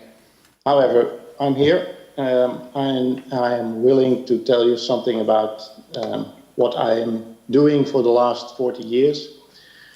I was educated as a medical doctor and raised as a psychotherapist, and worked in the field of psychiatry and addiction for 45 years now. And I was always intrigued by how people communicate with each other and how one can influence each other. So I made some study of the interpersonal behavior, and I will share some ideas with you about that. So I will try to share my screen with you.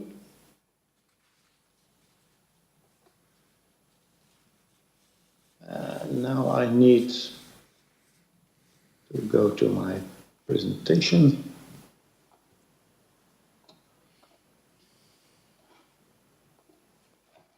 Can you see my presentation now? Not now.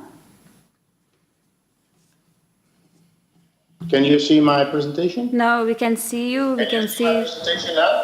Not now. Can you see my presentation? No, we can see you. We can see. My presentation now? Not now. Can you see my presentation? No, we can see you. We can see. My presentation now? Can you try one more time? We can't see you.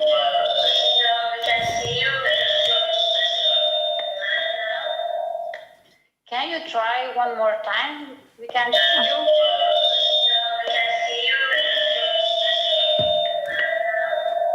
It's okay now, we can see your presentation.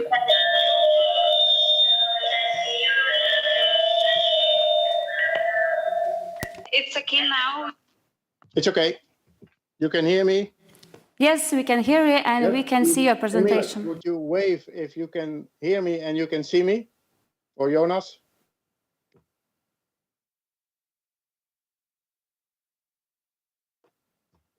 Professor, we can hear you and we can see the screen. So this is the Rosa Mystica, and it was a stained glass window at my clinic for years and years. Before I go into the interpersonal circumplex, I would share some ideas about my work and about some statements. But first of all, I don't have any conflict of interest, and I have a few statements to share with you about self-perceived interpersonal behavior in addiction medicine, why it matters.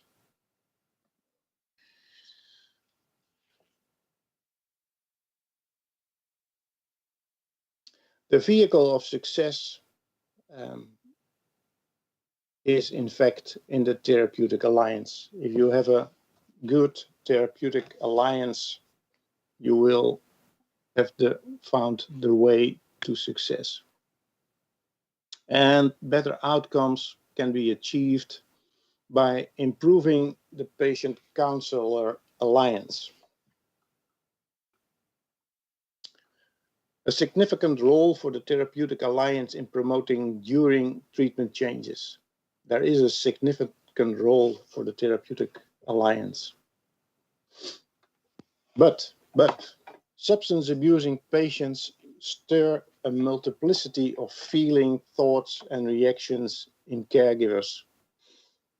Usually, they are not positive thoughts, feelings, or reactions. They confirm the stigma that this patient group carries. And I think that maladaptive interpersonal patterns may be associated with low levels of counseling, rapport, and treatment participation. So what I'm going to do is take you on a trip on the interpersonal behavior complex. First of all, the interpersonal encounter in the consulting room. Then I would elaborate a little bit on the interpersonal circumplex. I will present some of the self-perceptions of interpersonal behavior by patients and therapists, and also some sexual stereotypes by therapists. And finally, I will present some tools to enable the will to change someone's interpersonal behavior. The interpersonal encounter in the consulting room. We all work with patients, we meet them in the consulting room. And as far as I'm well informed, in Lithuania, especially, it's a one-by-one encounter. If it's in groups, it makes it more interesting and more complex, but most of the time I heard that in Lithuania, it's a one-by-one. What happens in the consulting room? Patient and therapist are talking by means of words and by means of their body. The therapist asks questions, he listens, reflects, gives information, and shares it with the patient.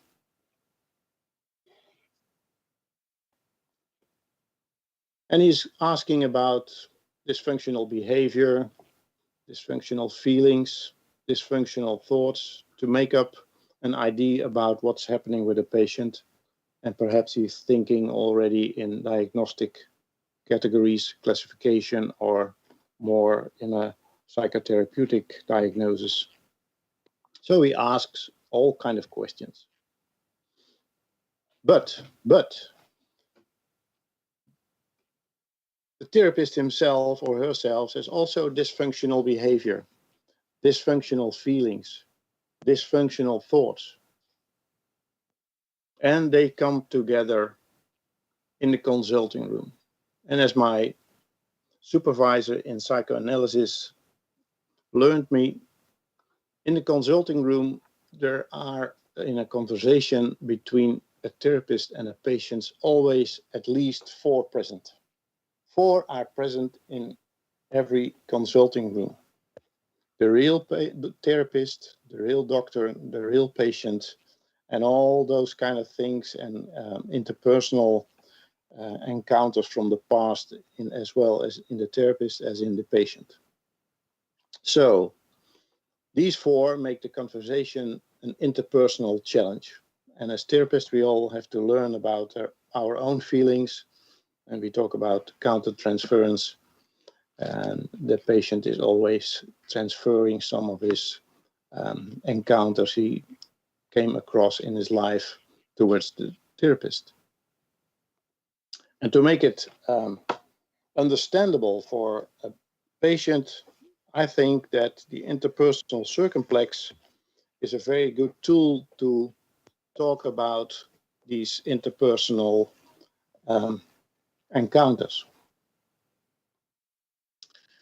Again, the rose of Leary.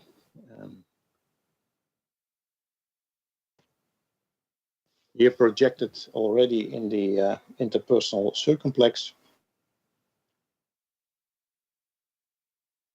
There is some delay between changing the PowerPoint presentation between my screen and yours, but that's not a problem at all.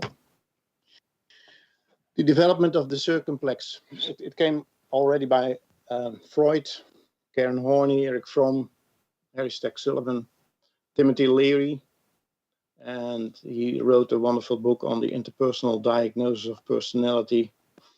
I had the opportunity to work together with Lorna Benjamin, and I really appreciate her book, Interpersonal Reconstructive Therapy. And I worked together with John Birchnell from the United Kingdom, and we wrote several papers together, and he's famous from his book on how humans relate.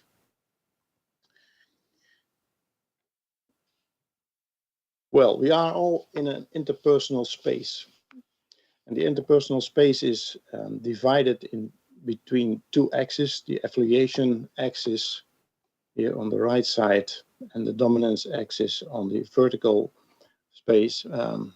At the top end, it's the control part, and in the upper underside is the dependent part. On the affiliation, it's friendly, together, nurturant, and on the left side, unfriendly, against, and hostile. Well, this is quite simple, and the advantage of this simple model is that you can explain it perfectly well to students, to patients, and it's always helpful for therapists themselves. And it's also ruled by 2 laws, the laws of complementarity in interpersonal behavior. And that means that kindness evokes kindness, unfriendly behavior evokes unfriendly behavior, dominant behavior most of the time evokes submissive behavior, and submissive behavior evokes dominant behavior. And with these 2 laws, you can interact with patients, and if they show not that very nice interpersonal behavior, you can try to change it a little bit by changing your own perspective. I will come to that later in my presentation.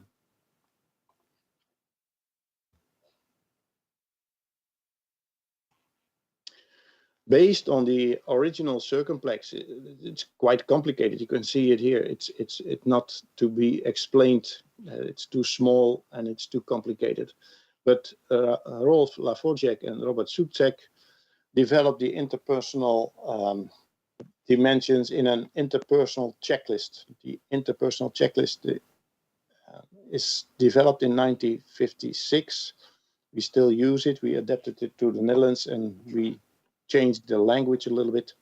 And it's constructed from 160 questions to be answered in yes or no, and going from level 1 to level 4. Most of the persons are friendly, and not everyone is someone who loves everyone.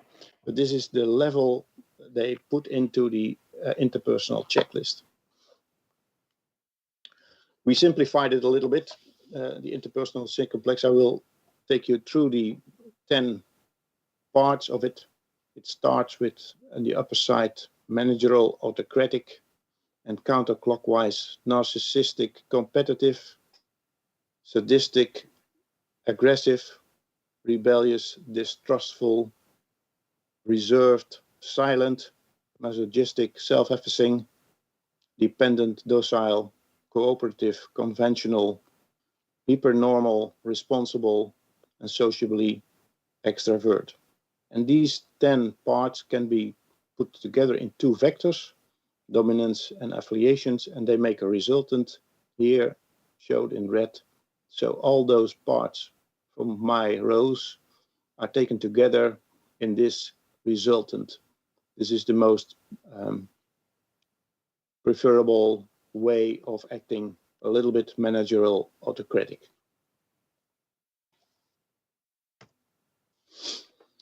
So, what about the self-perception from the title of my talk of interpersonal behavior of patients and therapists? I present to you John. He is 40 years old, alcohol dependent since 25 years, and he is an inpatient in a therapeutic community. We asked him to fill in the ICL, the interpersonal checklist, and this is the resultant from his self-perception. We always ask them to fill in a self-perception questionnaire and a questionnaire that is based on his ideas about what is ideal for me. So the self-perception resultant is in the masochistic, self-effacing part. And what is notable is that there are high scores here on that part and this part. That's a strange silence reversed and sociable extrovert. That's kind of weird. I will come to the changes in his treatment during the therapeutic community later. So this is one patient, alcohol-dependent patient. This is the result of a larger study, male 89, female 39. And as you can see, the female are more cooperative, conventional, and the male are more or less silent, reserved. They do not show that high scores on one of these things. These is the mean of all those patients. So there can be patients with a lot of interpersonal behavior, just like John, but there are also others there, and that makes up the mean in the cooperative conventional part for female and for the male in the silent reserved. What about therapists? We asked also the self-perception of professionals in addiction healthcare. We didn't ask them about their ideal. That is a little bit weird perhaps, but we asked them, how do you perceive yourself in the interpersonal space? Male therapists, a little bit managerial, autocratic, and the female therapist a little bit more on the right side, on the socially extroverted part. This is how they perceive themselves. And then we were interested in how do they perceive their stereotypes of alcohol-dependent male and female.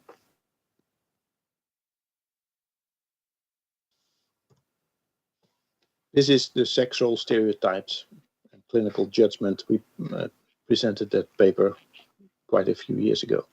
This is the way male therapists see themselves. And this is how they perceive the male alcohol stereotype.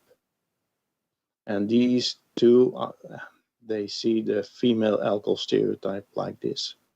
And in fact, this is in accordance with how the patients perceive themselves.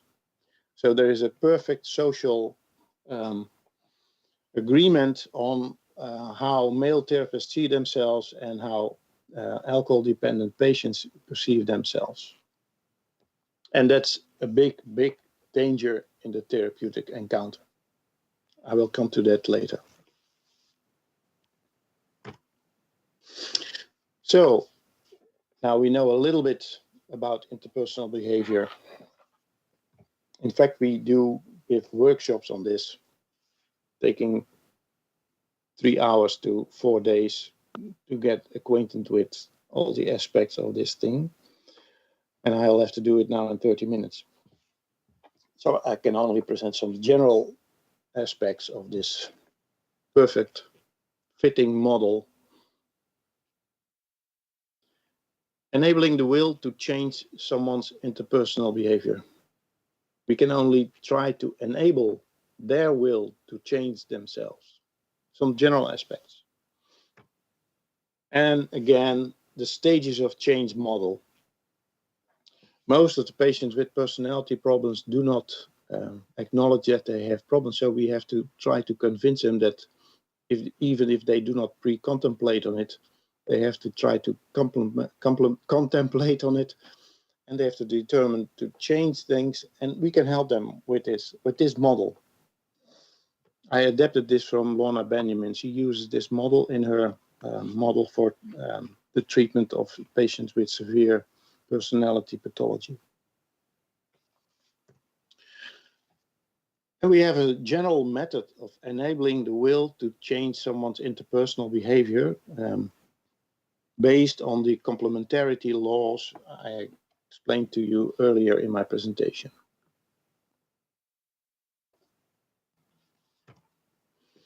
So I have a patient and a therapist, and this patient perceives himself and is perceived by others in this quarter of the interpersonal circumplex between dominance and affiliation in the hostile part.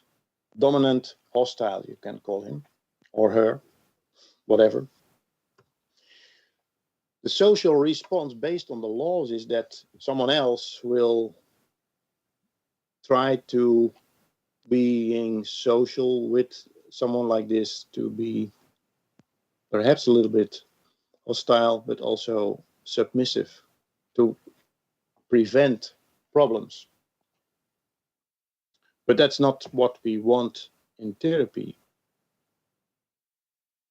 What we want is a better and a desirable behavior for our patients. Because if a patient is in this part, he will come across a lot of problems with other people. So perhaps this could be an example of desired behavior. And you can tell him, well, go to the friendly, more or less dominant part, and I see you again next week, but that's not working. So you can use these laws of complementarity by doing something else. Not a social therapist, but an asocial response. This asocial response will evoke something else. It will evoke a shift to the desired behavior. This is the general way of dealing with the interpersonal behavioral complex, circumplex, and complementarity laws. When I go back to the case of John, he has low interpersonal behavior in this part, in the dominance axis, and very high in the affiliation axis, and especially hostile. So what we did with a few psychotherapists, we made a verbal guideline for patients in which they can learn how their behavior can be perceived by others and what kind of tips we can give him to change a little bit his behavior. I will show it for these two parts. You can also find something about this and a low one on this, whatever. I explained two of them. So we have a detailed description of interpersonal behavior and tips to enable change. He's low on managerial autocratic. And it means that we tell them, you see yourself as someone who has a good reputation with others and is able perhaps to lead. However, you are not a very strong leader. It can be very appropriate to take up some space yourself. So one tip could be, consider if you noticed that it was not useful to stay in the background too much. So you have to self-reflect. In a similar situation, try to take the lead a little more. This is a cognitive way of addressing these problems. The best way is to do it in a role-playing, of course. And he's very high on rebellious, distrustful. We say then, you describe yourself as someone who may put too much salt on all snails, and it make it known in an obvious way that can have a negative effect on the people around you. They may have said that you are very critical and you don't seem to trust anyone and are looking for something to do with everything. So a tip could be, try to criticize the other by first saying something positive about the behavior of the other. And if you don't trust what they say, ask the person what he or she means. And again, this is a cognitive way of addressing the results of the interpersonal checklist. You use this when you give feedback on the results of the interpersonal checklist, but the best way to deal with it is in role-playing, and even better, it's doing role-playing in a group with other patients, and then you achieve kind of a lot of changes in interpersonal behavior, so they can improve. And go back to John. Does John change? Is the question. Old habits versus new habits.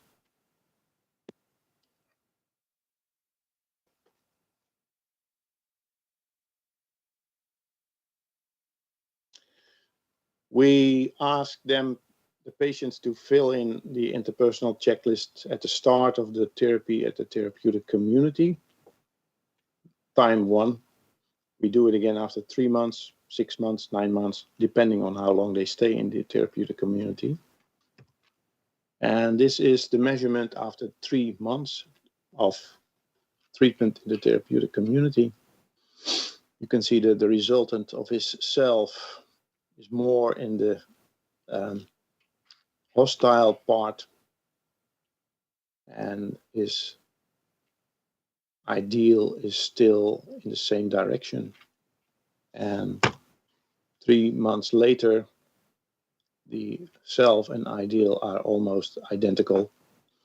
And I think he has a good chance to go on with his changed interpersonal behavior and has advantages outside the therapeutic community too.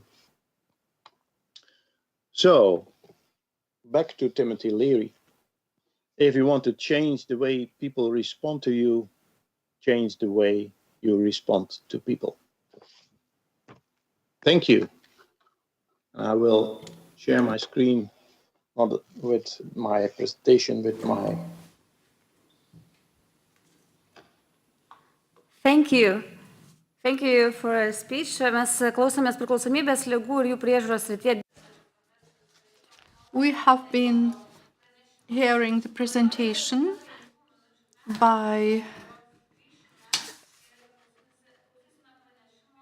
Professor Emeritus Cornelis de Jong from Radboud University. Now we offer to have a 5-minute break, and then we will hear the next presentation from Radboud University. Now we offer to have a 5-minute break, and then we will hear the next presentation from Radboud University. Now we offer to have a 5-minute break, and then we will hear the next presentation from Radboud University.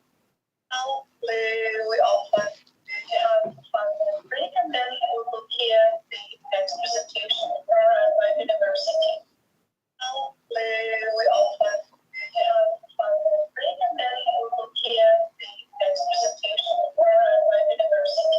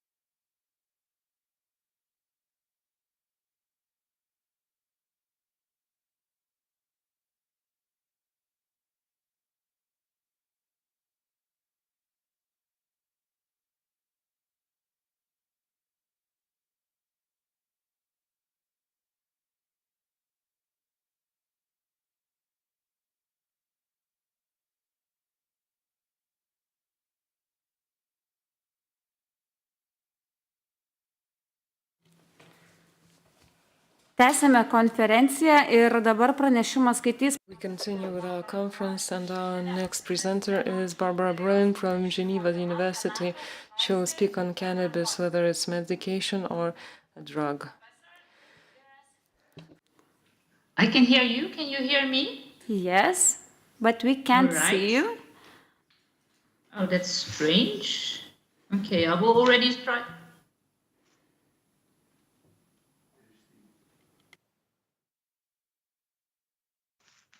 Can you see the screen? Yes. Okay, at least that. Yes? Yes, we can hear you and we can see the screen, so you can start. I'm very sorry about this. Do you mind if I just speak? I think that's better. I'm happy if you can see me. It's okay now.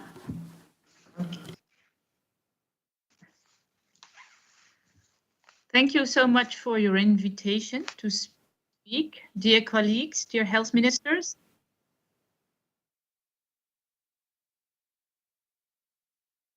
Thank you very much.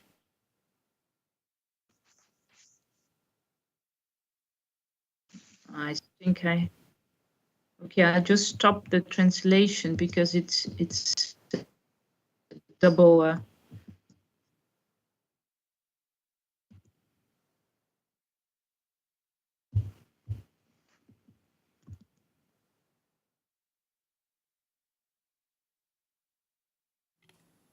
Tuoj susitvarkys visas techninės detalės, profesorė, kad galėtų pradėti. Is it okay, professor? Right. So I hope you can hear it, and I thank you for the invitation. I'm going to change the subject. I've seen you have a very diverse program today, and this issue of cannabis and cannabinoids has not been discussed yet. So I would be happy to discuss this with you.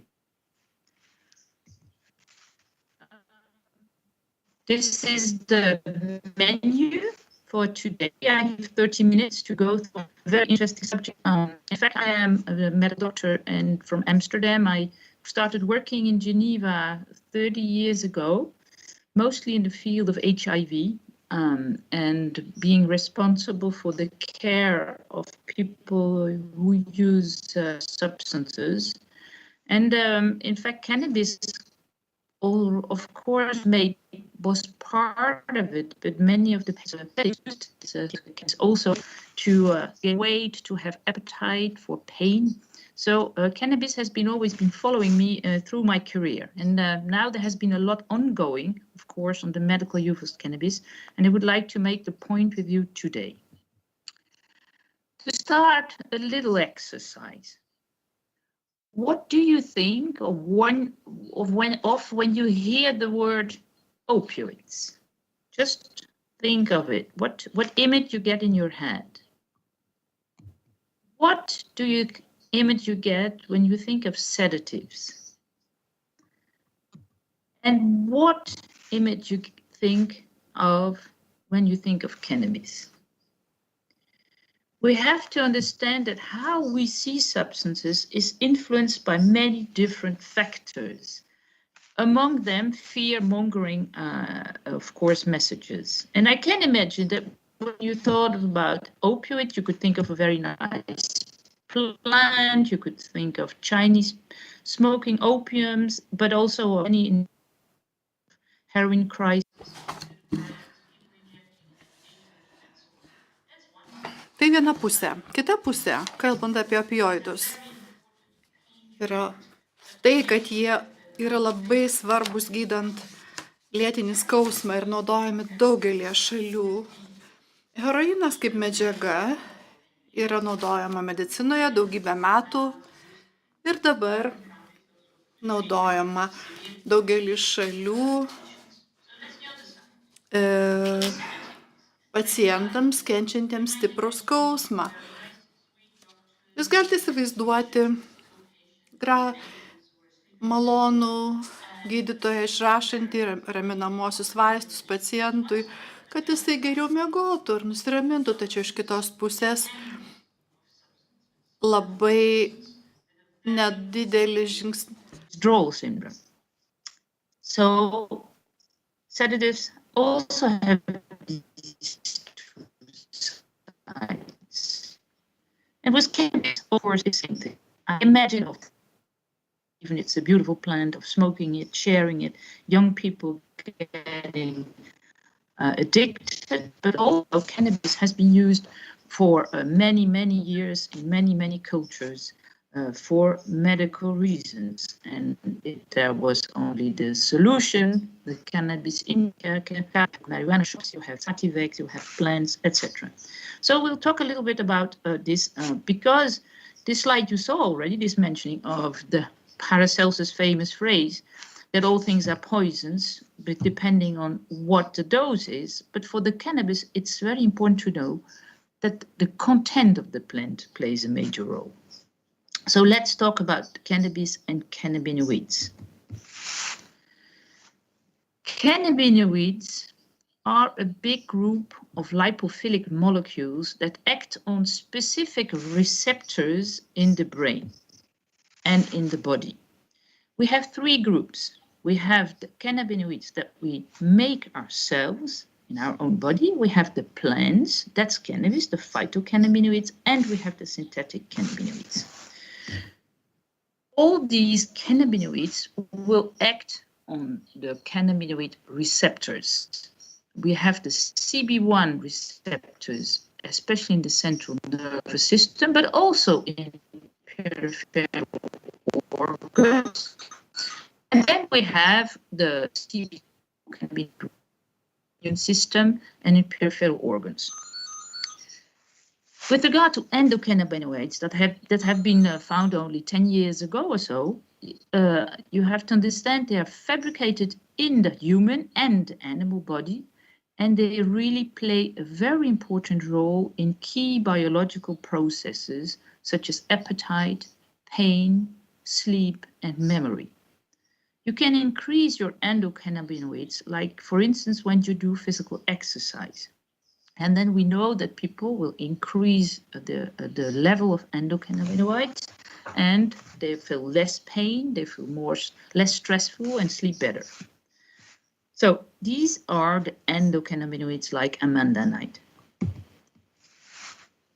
I will not speak a lot about synthetic cannabinoids. What's important is that they have nothing to do with the plant. They're just molecules that are produced to act directly on the CB1 receptors.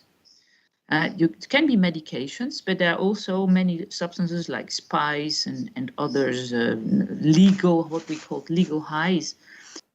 And what you have to know is that they can be extremely toxic. And of course, they have an effect that some people like, the derealization and the floating of the THC component, but they can lead to epilepsy, to renal insufficiency, to bleedings.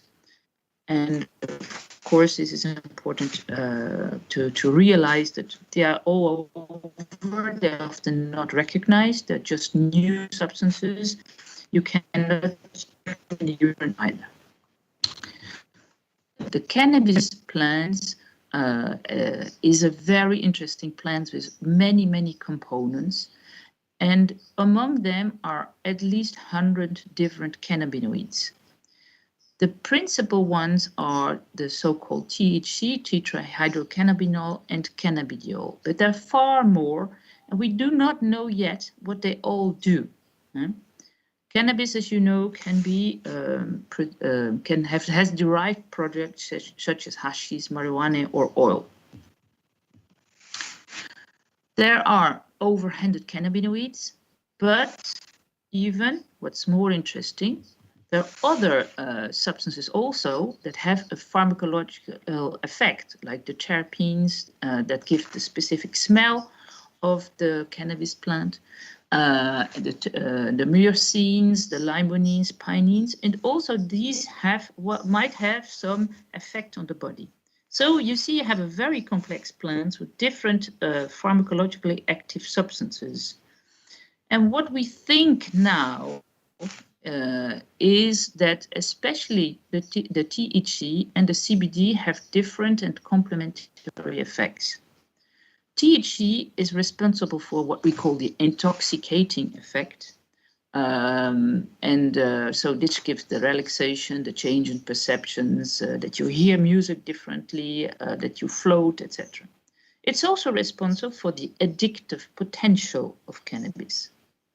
It can increase the appetite, it can decrease nausea, and it has a very interesting muscle relaxation and antispasmodic effect.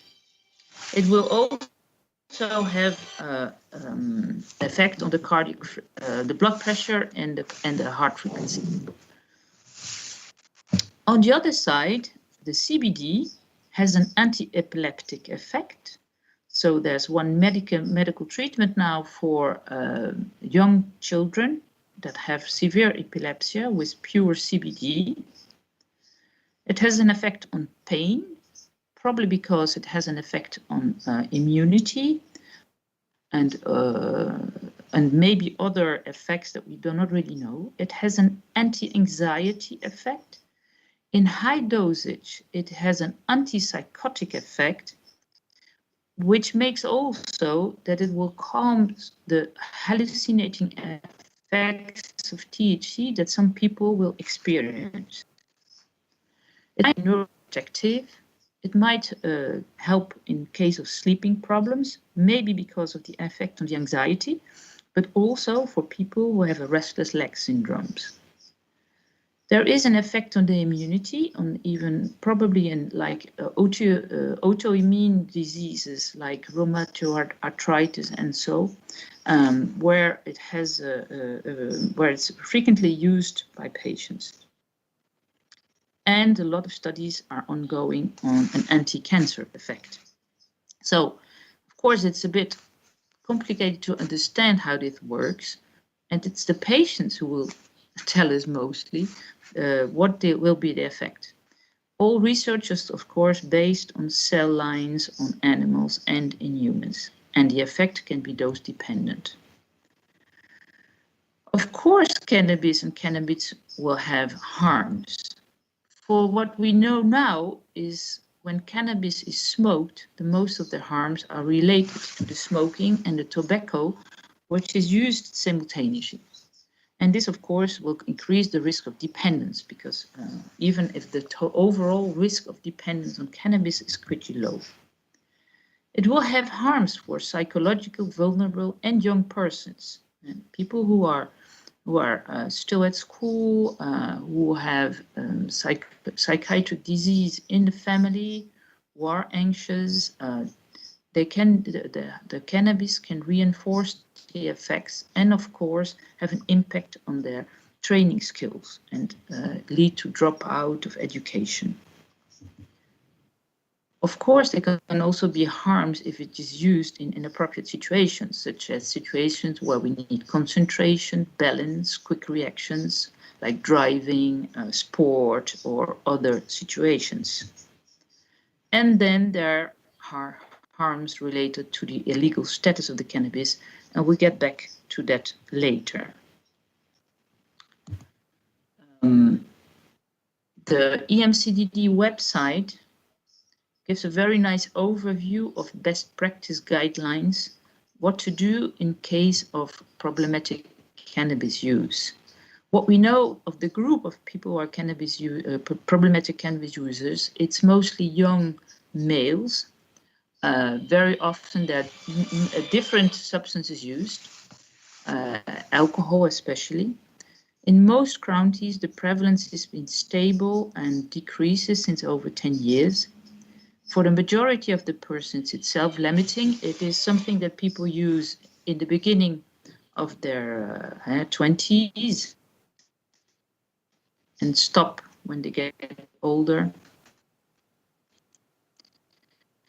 Very few people retreat for reasons. Young, they don't want to be in contact with people who might denounce an illegal substance use. They don't want their parents to know, etc. But also, there is no effective medical treatment. the best available treatments are motivation interviewing and what we call the family, multidimensional family therapy. But of course, people have to go there, and the countries have to offer this. So we have some answers to problematic use. Still, overall, and I think you all know this graph of Professor Nutt, who has been trying to classify the harms of different drugs. In blue, you see what gives the substance as harm for the person himself, and in red, the harms to others. And here you can see that the most dangerous substance is alcohol, followed by heroin, crack cocaine, and then cannabis is on the 9th place, even after tobacco. This is not to say that there are no harms, we just saw it, but cannabis has been relatively harmless compared to many other substances. And of course, cannabis has some benefits for some people who use it, what they call for medical reasons. A few years ago, the Federal Office of Public Health in Switzerland asked for a systematic review because they were wondering what to do with the prescription of cannabis for medical reasons in Switzerland. And this major review that was published in the JAMA showed that there was only moderate to quality evidence to support the use of cannabinoids for the treatment in chronic pain and spasticity. And in fact, these are also the main reasons why people use it. For other indications, there was even less good evidence.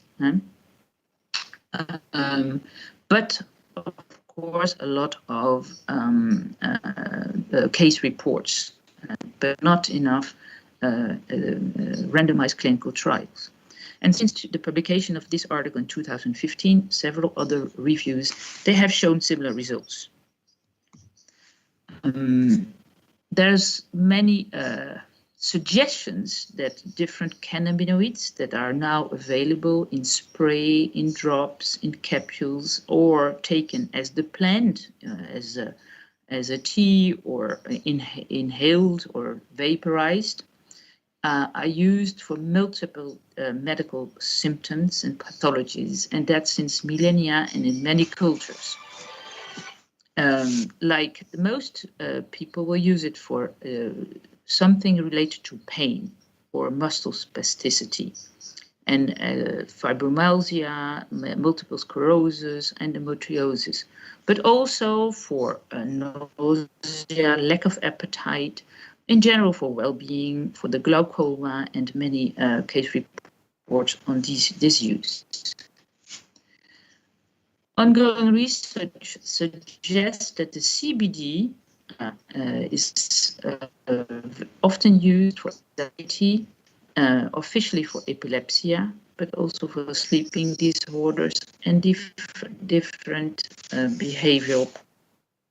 A mixture of CBD and THC can be used for autoimmune diseases and cancers and dementia. We are currently doing a very interesting study in an old people's home with people with severe dementia and behavioral problems. And here we see that the use of drops of a little bit THC with a double doses of CBD really has an impact on the behavior, but also on the pain that seems to be expressed, the spasticity, the care is easier, and there's a lot of deprescription of opioids and benzodiazepines and antipsychotics, which is, and the people are more relaxed, the care is better, and there's a lot less constipation, which is one of the best results for the nurses of this study. So, but again, good randomized clinical trials are lacking. So most are case series. What comes out overall is that there's a relative safety of use. There's an interest of the cannabis, especially if there are different effects, like in our study on the Parkinson patients, of the Alzheimer patients. They have some spasticity, they have pain, they have a lack of appetite, and the cannabis will help on different fields. They are more relaxed, they will have a better appetite, and it will allow the prescribing, so there are less interactions with other drugs. Cannabis can have, of course, interactions, medical interactions. Okay, so it's a very strange thing. There's a sort of paradox. There's an enormous user's experience of cannabis and cannabinoids, but there's a lack of medical evidence. So it's not a new drug. It's a very, very old drug where many people have been using it in different cultures, and we still have this lack of medical evidence. And why is this so? What you have to know is that most studies in the past was pure THC, because we always said the active ingredient of cannabis is THC. But now we know that the CBD also has an impact, and probably it allows a decrease in the negative effects of THC, like hallucinating effects, what people don't want when they use it for medical reasons. It is less prevalent if you have CBD in it. Also, it has in general more like capsules or tablets, and the oral intake of cannabis is not as effective as inhaling or vaporizing. And I think it's very important to realize that we do not have a very good galenic form currently. There's also such a large variety of symptoms and diseases. It makes it difficult to really look at one disease. So most research is done in multiple sclerosis patients with the use of a spray of a mixture of THC and CBD. That's because it's a very clear disease with a symptom of spasticity that you can measure more or less. Another difficulty, of course, in doing research is that doing research with an illegal substance is extremely difficult. It's expensive because you need very special licenses and very special supervision of when you produce the substance. Another problem also for post-marketing research is that there's a lack of reimbursement for all cannabis-based medications in most countries. And this makes it more difficult, of course, to do any good follow-up. Okay. Already, as I said, there are still some medications available, but there's a lot of research ongoing to make it a better galenic form. Why is it such a complicated and interesting issue now? Some effects and is not as dangerous as we could think. Cannabis has a very special statute. It is in the Schedule 4 of the Single Convention on Narcotic Drugs. That means that it is among the drugs that are the most dangerous and with the least medical interest. But it's moving now. Last year, the World Health Organization released the final outcome of an assessment of the cannabis sativa-based products. And that was after a long review undertaken by its expert committee on drug dependence. And this report acknowledges that there are medical benefits of cannabis and cannabinoids, and it recommends to reintegrate these into the pharmacopoeias, and it balances the harms. And in fact, it repeals the WHO 1954 report on cannabis that really was the basis of putting cannabis in the Schedule 4. Right? Still, there was supposed to be a decision on the reclassification of cannabis in the Commission on the CND, the Commission on Narcotic Drugs, but it's still deliberating, and it's difficult to understand where it is. This is just a reminder what is decided by Schedule.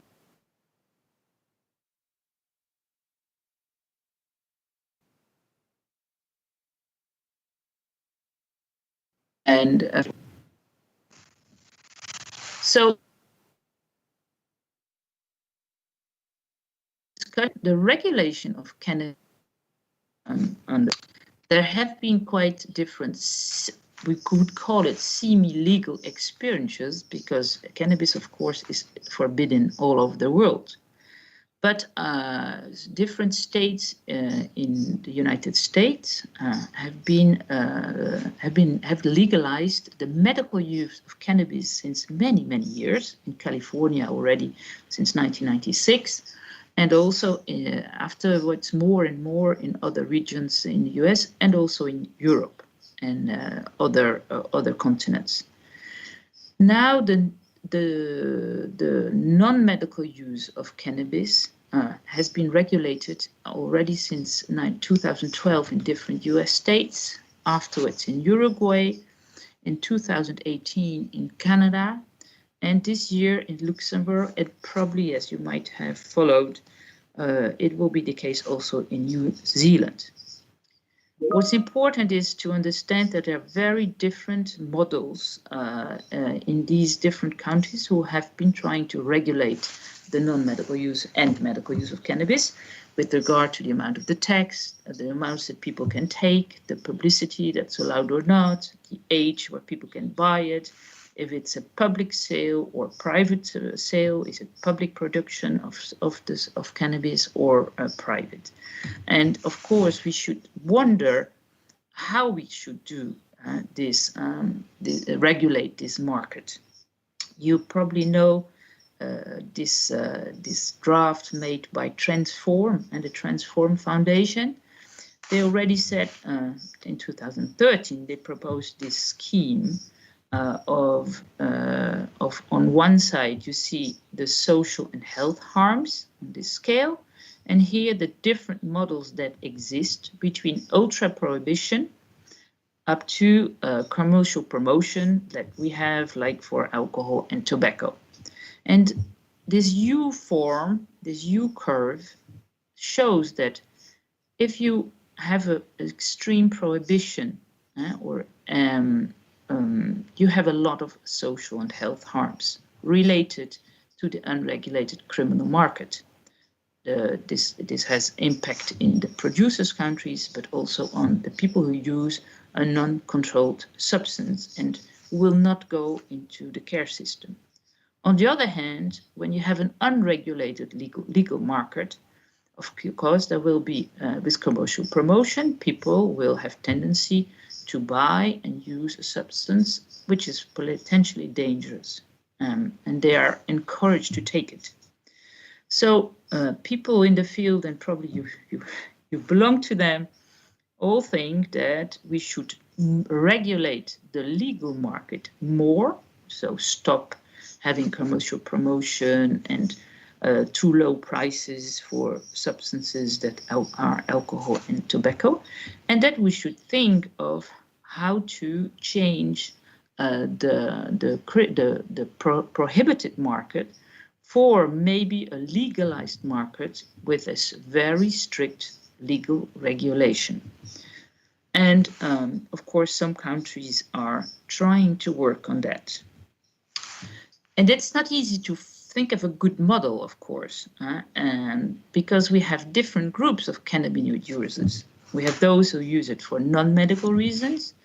Then we have those who use it for well-defined medical conditions. And then there's a whole group in between. And sometimes for different persons, they will be swapped from one group to another.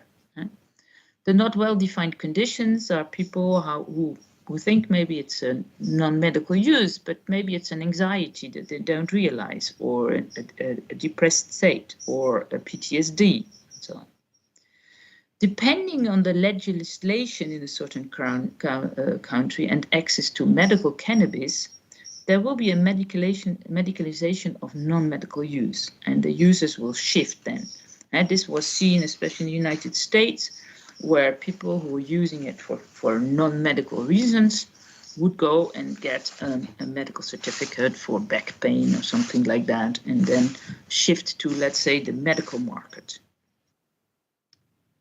Also in Switzerland, we have been trying to work on this issue for a long, long time. As in most countries, the production, sale, and possession of cannabis is illegal here.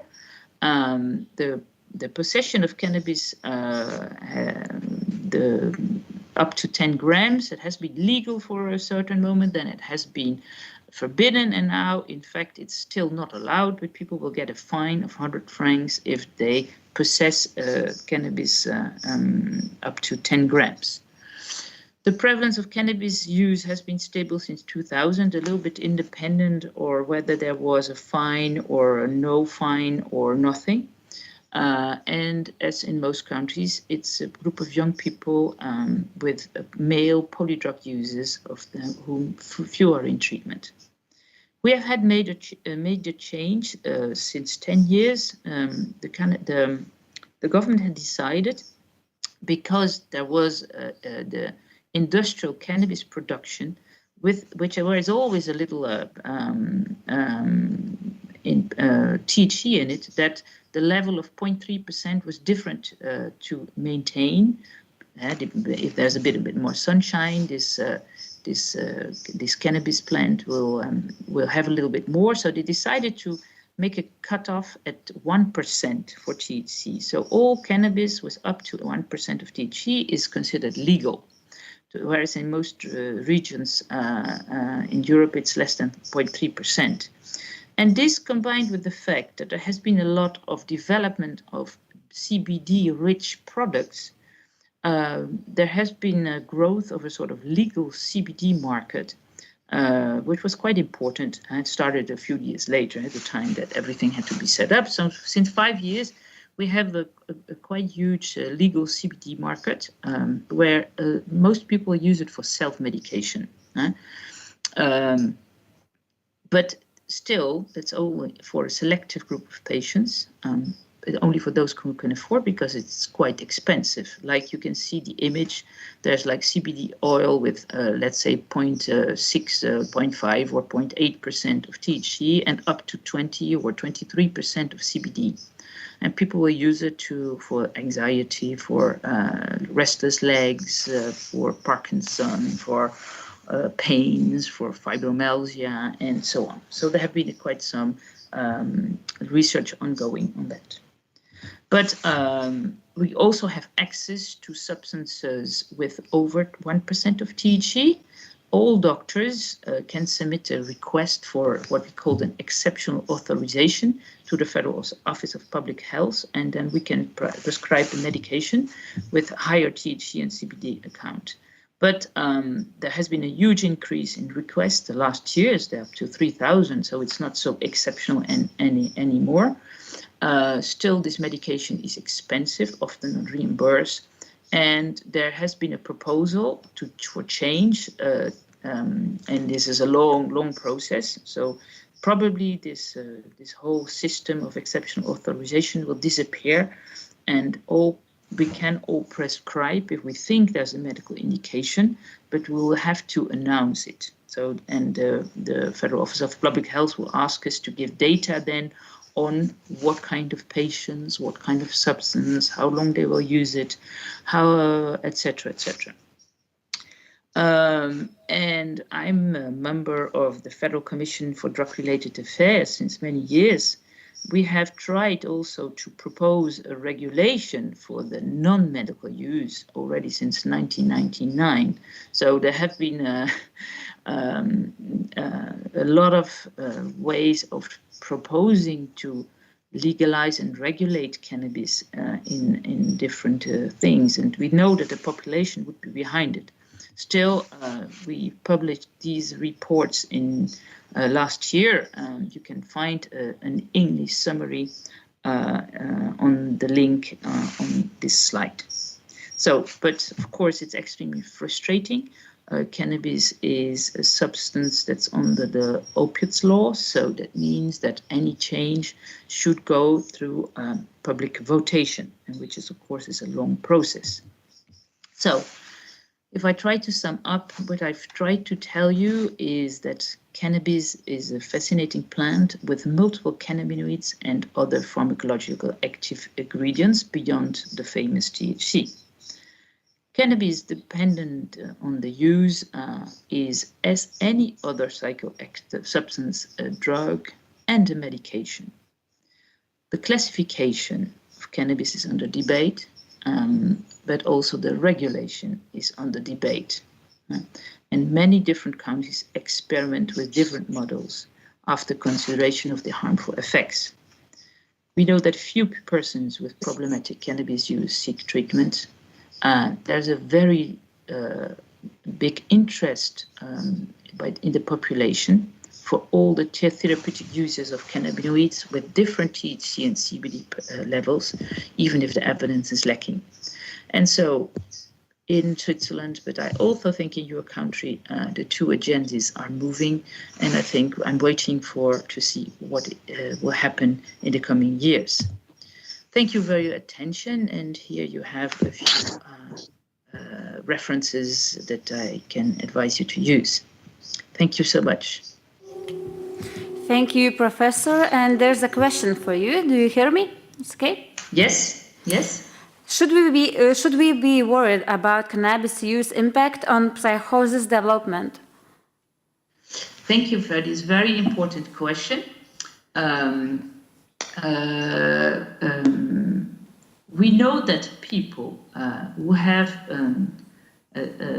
probably a family background of schizophrenia and who will develop schizophrenia probably in the course of their life, if they take cannabis, they will have probably earlier and more severe psychosis.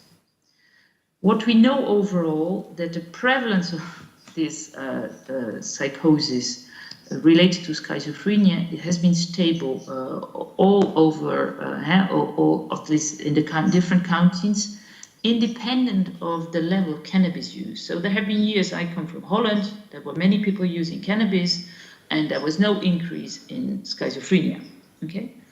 But of course, our advice is always, if you are a psychologically vulnerable person, don't use it, take care.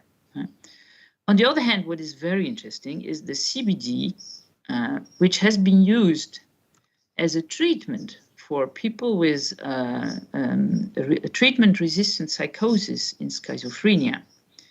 And this gives us maybe we can think that because the prevalence of use of cannabis in patients with schizophrenia is high, and maybe they are looking for the CBD effect and not for the THC.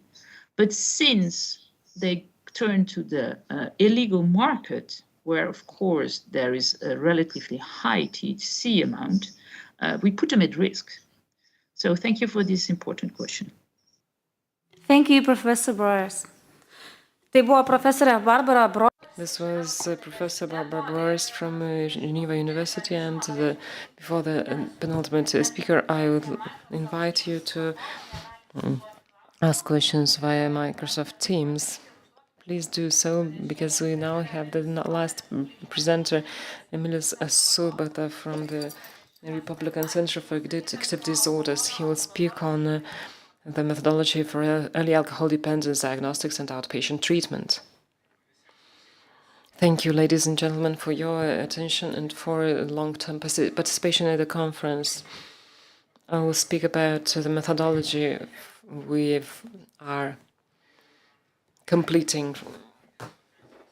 I will start from legislation. We have legislation that obliges to provide outpatient treatment for alcohol dependence in addictive disorder centers. The primary outpatient treatment is defined in those two laws on the slide. How did we start out? 6 years ago, on the 16th of July, there was a law order by Ministry of Health. The Ministry of Health approved the action plan for reducing health inequalities in Lithuania for 2014 to 2023. Annex 2 of the plan is the description of the trend towards the prevention, treatment, and accessibility of social inclusion services of alcohol and other psychoactive substance abusers. This description includes measure to develop methods of early diagnosis of alcohol dependence and outpatient treatment for doctors of mental health centers. 6 years onwards, we have already completed drawing up the methodology. The objective of the methodology is to shape a science-based approach by doctors and other specialists, to increase the competence of doctors, provide them with a tool that can be used in practice, to enable doctors to provide services that meet patients' expectations, and to encourage independent research into scientific results and clinical practice. The methodology for the preparation of the methodology. The authors were given the following tasks: to systematize outpatient treatment recommendations in medical and addiction psychiatric documents, complement with survey data from clinical trials, and to provide sources with internet-based access so that the users of the methodology can take an independent interest in the matters of their concern. The key documents relied on by the authors are the documents of the World Health Organization, WHO, the Cochrane Library Reviews, national methodologies and clinical guidelines for countries, documents of the Association of Medical Professionals of the Patients, and meta-analysis of clinical trials. On the 7th of February this year, our center sent invitations to Vilnius and Kaunas universities, the major professional associations and institutions, with an invitation to cooperate. On the 18th of February, a methodological planning meeting with external experts was held. The methodology plan was presented, and the needs for doctors working at mental healthcare facilities were adjusted. Regular consultations online were foreseen with external experts and internal experts, as well as doctors were working in PLC, in the Centers for Addictive Disorders. Now, as for screening and short intervention, legislation foresees the provision of these services in the Mental Health Service Center. Hazardous and harmful alcohol consumption complicates the course and treatment of concomitant psychiatric disorders. Scientific evidence shows that short interventions and educational measures for patients of mental health institutions are effective. I heard from the Minister of Health that it has been a success where family doctors implement these consultations. The methodology recommends to integrate routine checks on alcohol habits and short intervention in mental health care institutions' usual practices.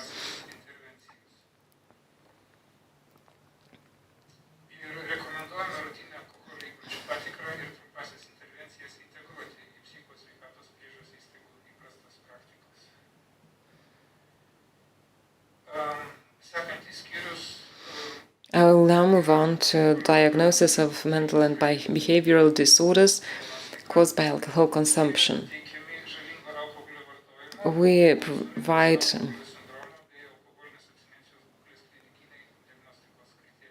clinical diagnostics criteria for health status, work, livelihood, alcohol use, legal situation, marital situation, mental status.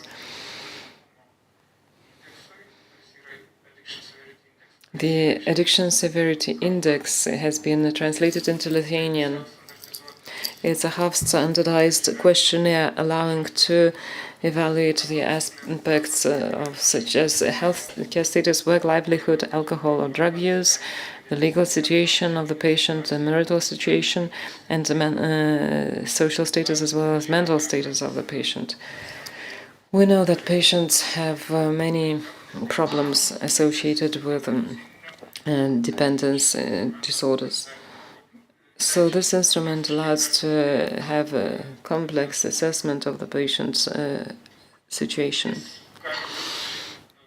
It can be useful when in cases of file management, where a number of doctors and a team of experts are engaged. Mr. Subata, can I we have a problem with Danute, who has not turned off her mic. Madam Danute, could you please turn off your microphone? Madam Danute, could you turn off your mic? Thank you.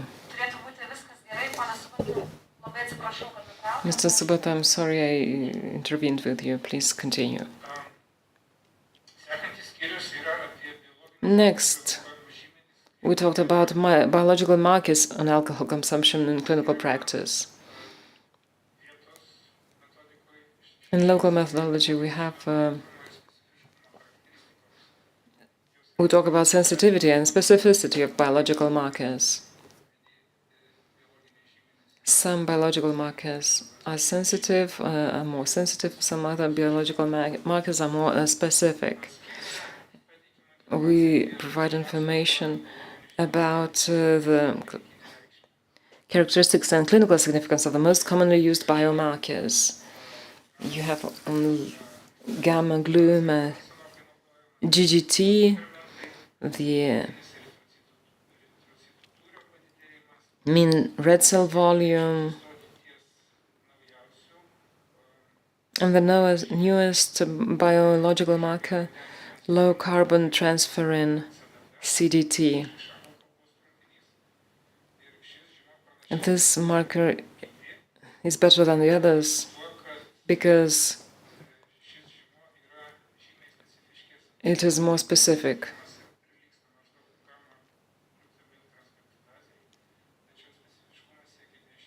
Its sensitivity is comparable to GGT, but CDT is more specific. Its specificity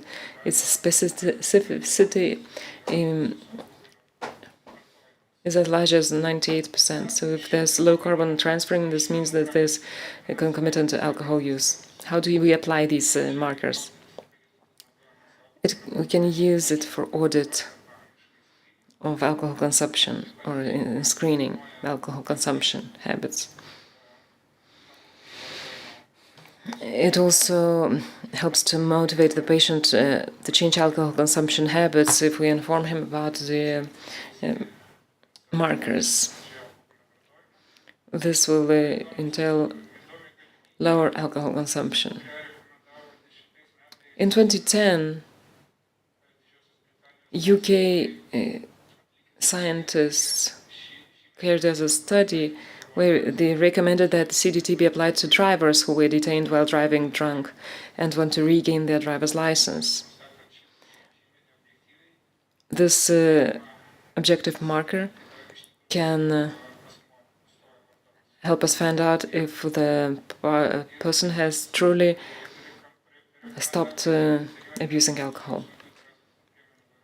Also, periodic checks on drivers of buses and heavy vehicles have been recommended. We know that some companies in Lithuania already carry out these trials in Lithuania to drivers. Some of the patients are controlled by a number of institutions such as probation service and children's rights and protection service. This biological marker can be used for checking whether the person has can adheres to the obligation to stop drinking alcohol.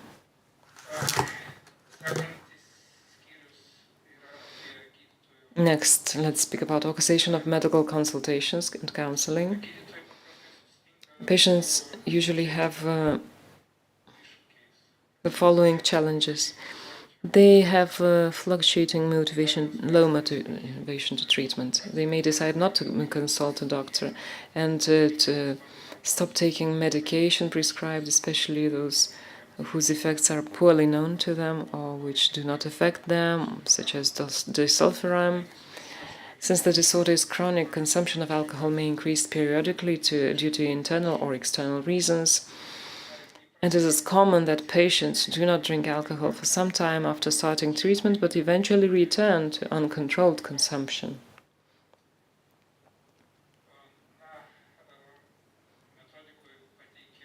The methodology contains two key models for counseling patients. The clinical management model means that A doctor will provide the patients with knowledge and skills on how to remain in treatment and to regularly take prescribed medication.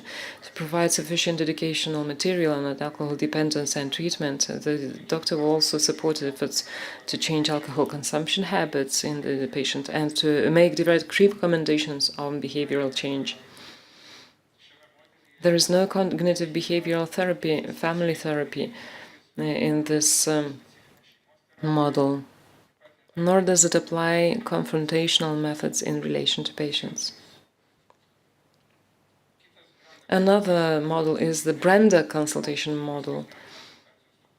It has the certain structure, and biological and mental and social evaluation is important. Then the patient is informed about assessment conclusions with empathy. Patient-treated identification of patient's needs follows this, and then direct advice, and then assessment of patient response of direct advice and adaptation to treatment. As for outpatient alcohol withdrawals treatment,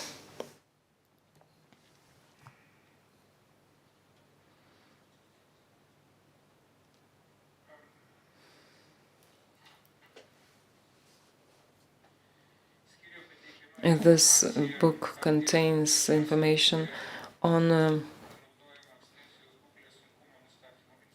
the instrument to establish withdrawal systems. It is called CIWA-AR.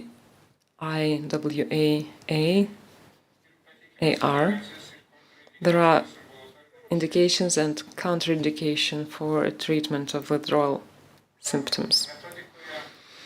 The methodology provides for long-term benzodiazepines. In outpatient treatment, patients in Lithuania may not receive benzodiazepine. This is why treatment and dosage schemes are provided in this publication. The next chapter is on drug treatment of alcohol addiction. The previous speaker, Mr. Chick, talked about it a little bit. Our methodology says that the treatment results are best when the doctor can combine treatment and medication with an effect on patient's behavior by supporting the patient's motivation to change and encouraging self-confidence and confidence in the benefit of the treatment.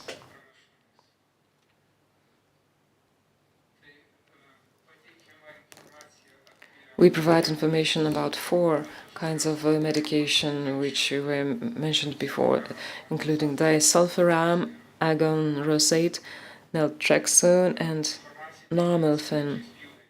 Information is provided on mechanism of action, effectiveness, selection of patients, undesirable effect, administration of medicinal products, contraindications, and duration of treatment.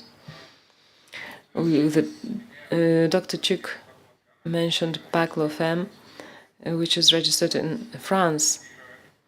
We have information about other medications as well, which were not registered or have limited licenses for treatment. There's no possibility to talk about all drug medication. I will mention disulfiram, which has been in use for 70 years now. The oldest, the patients taking disulfiram have an acute reaction to disulfiram. Patients may prefer disulfiram treatment precisely because of this expected reaction. Taking the medication strengthens the motivation to abstain from alcohol. And a number of authors believe that disulfiram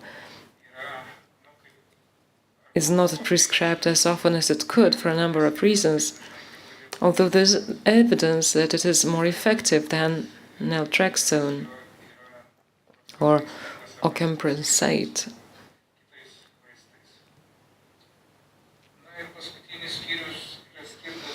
Finally, we talk about diagnosis and treatment of alcohol dependence and concomitant mental disorders.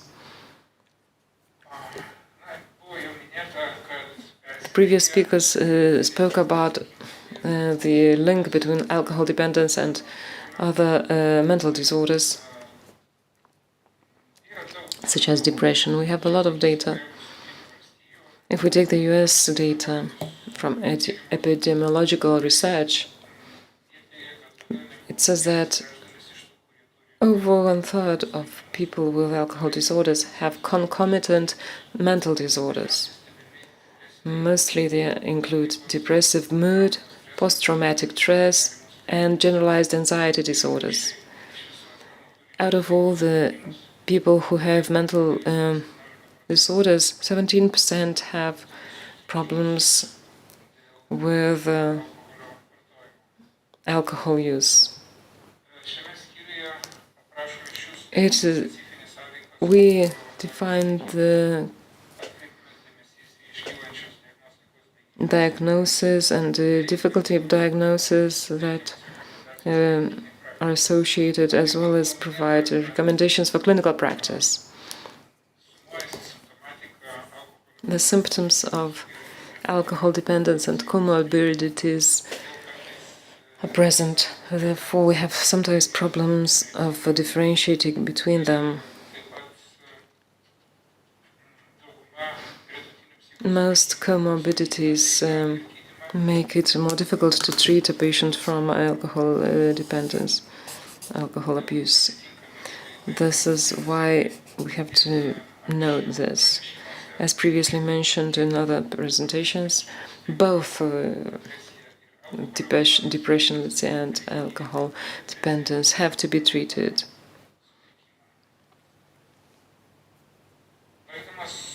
In conclusion, I'd like to sincerely thank the experts, and you can see the list. Virginija Adomaitienė, Sigita Lesinskienė, Ramunė Mazaliauskienė, Rokas Laurinaitis, Jurgita Songailienė ir Robertas Badaras.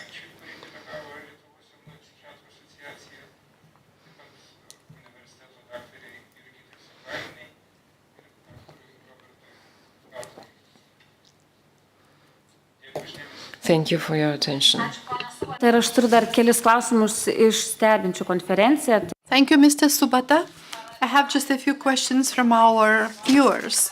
Can CDT test be made when judging about whether it was a relapse?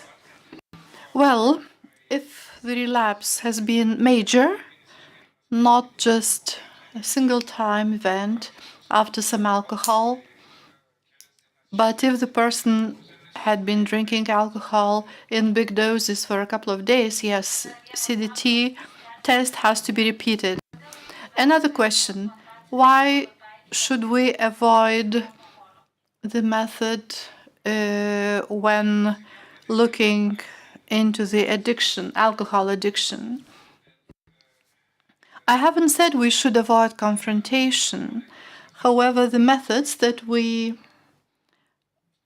have been presenting, counseling methods,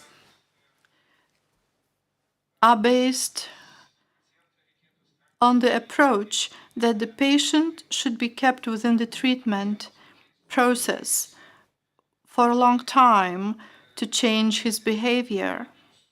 He or she has to be in contact with medical professionals at least for 3 months.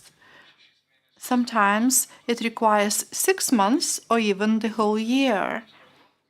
It is quite natural then that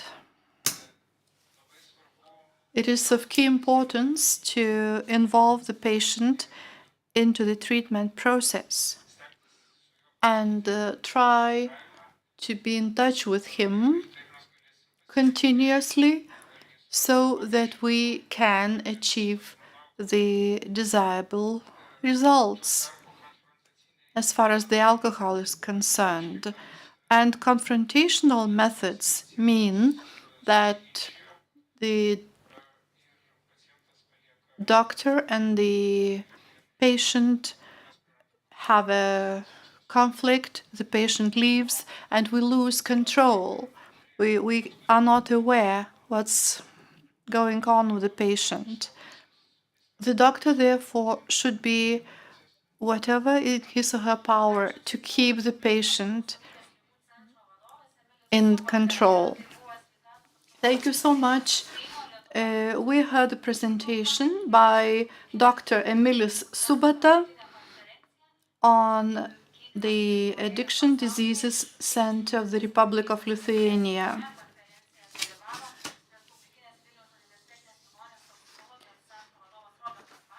We also heard Dr. Robertas Badaras from the Toxicology Center. We also heard Professors Aurelius Veriga, Jonathan Chick, Barbara Breuers, and Connell de Jong. Thank you so much for your attention. See you next time.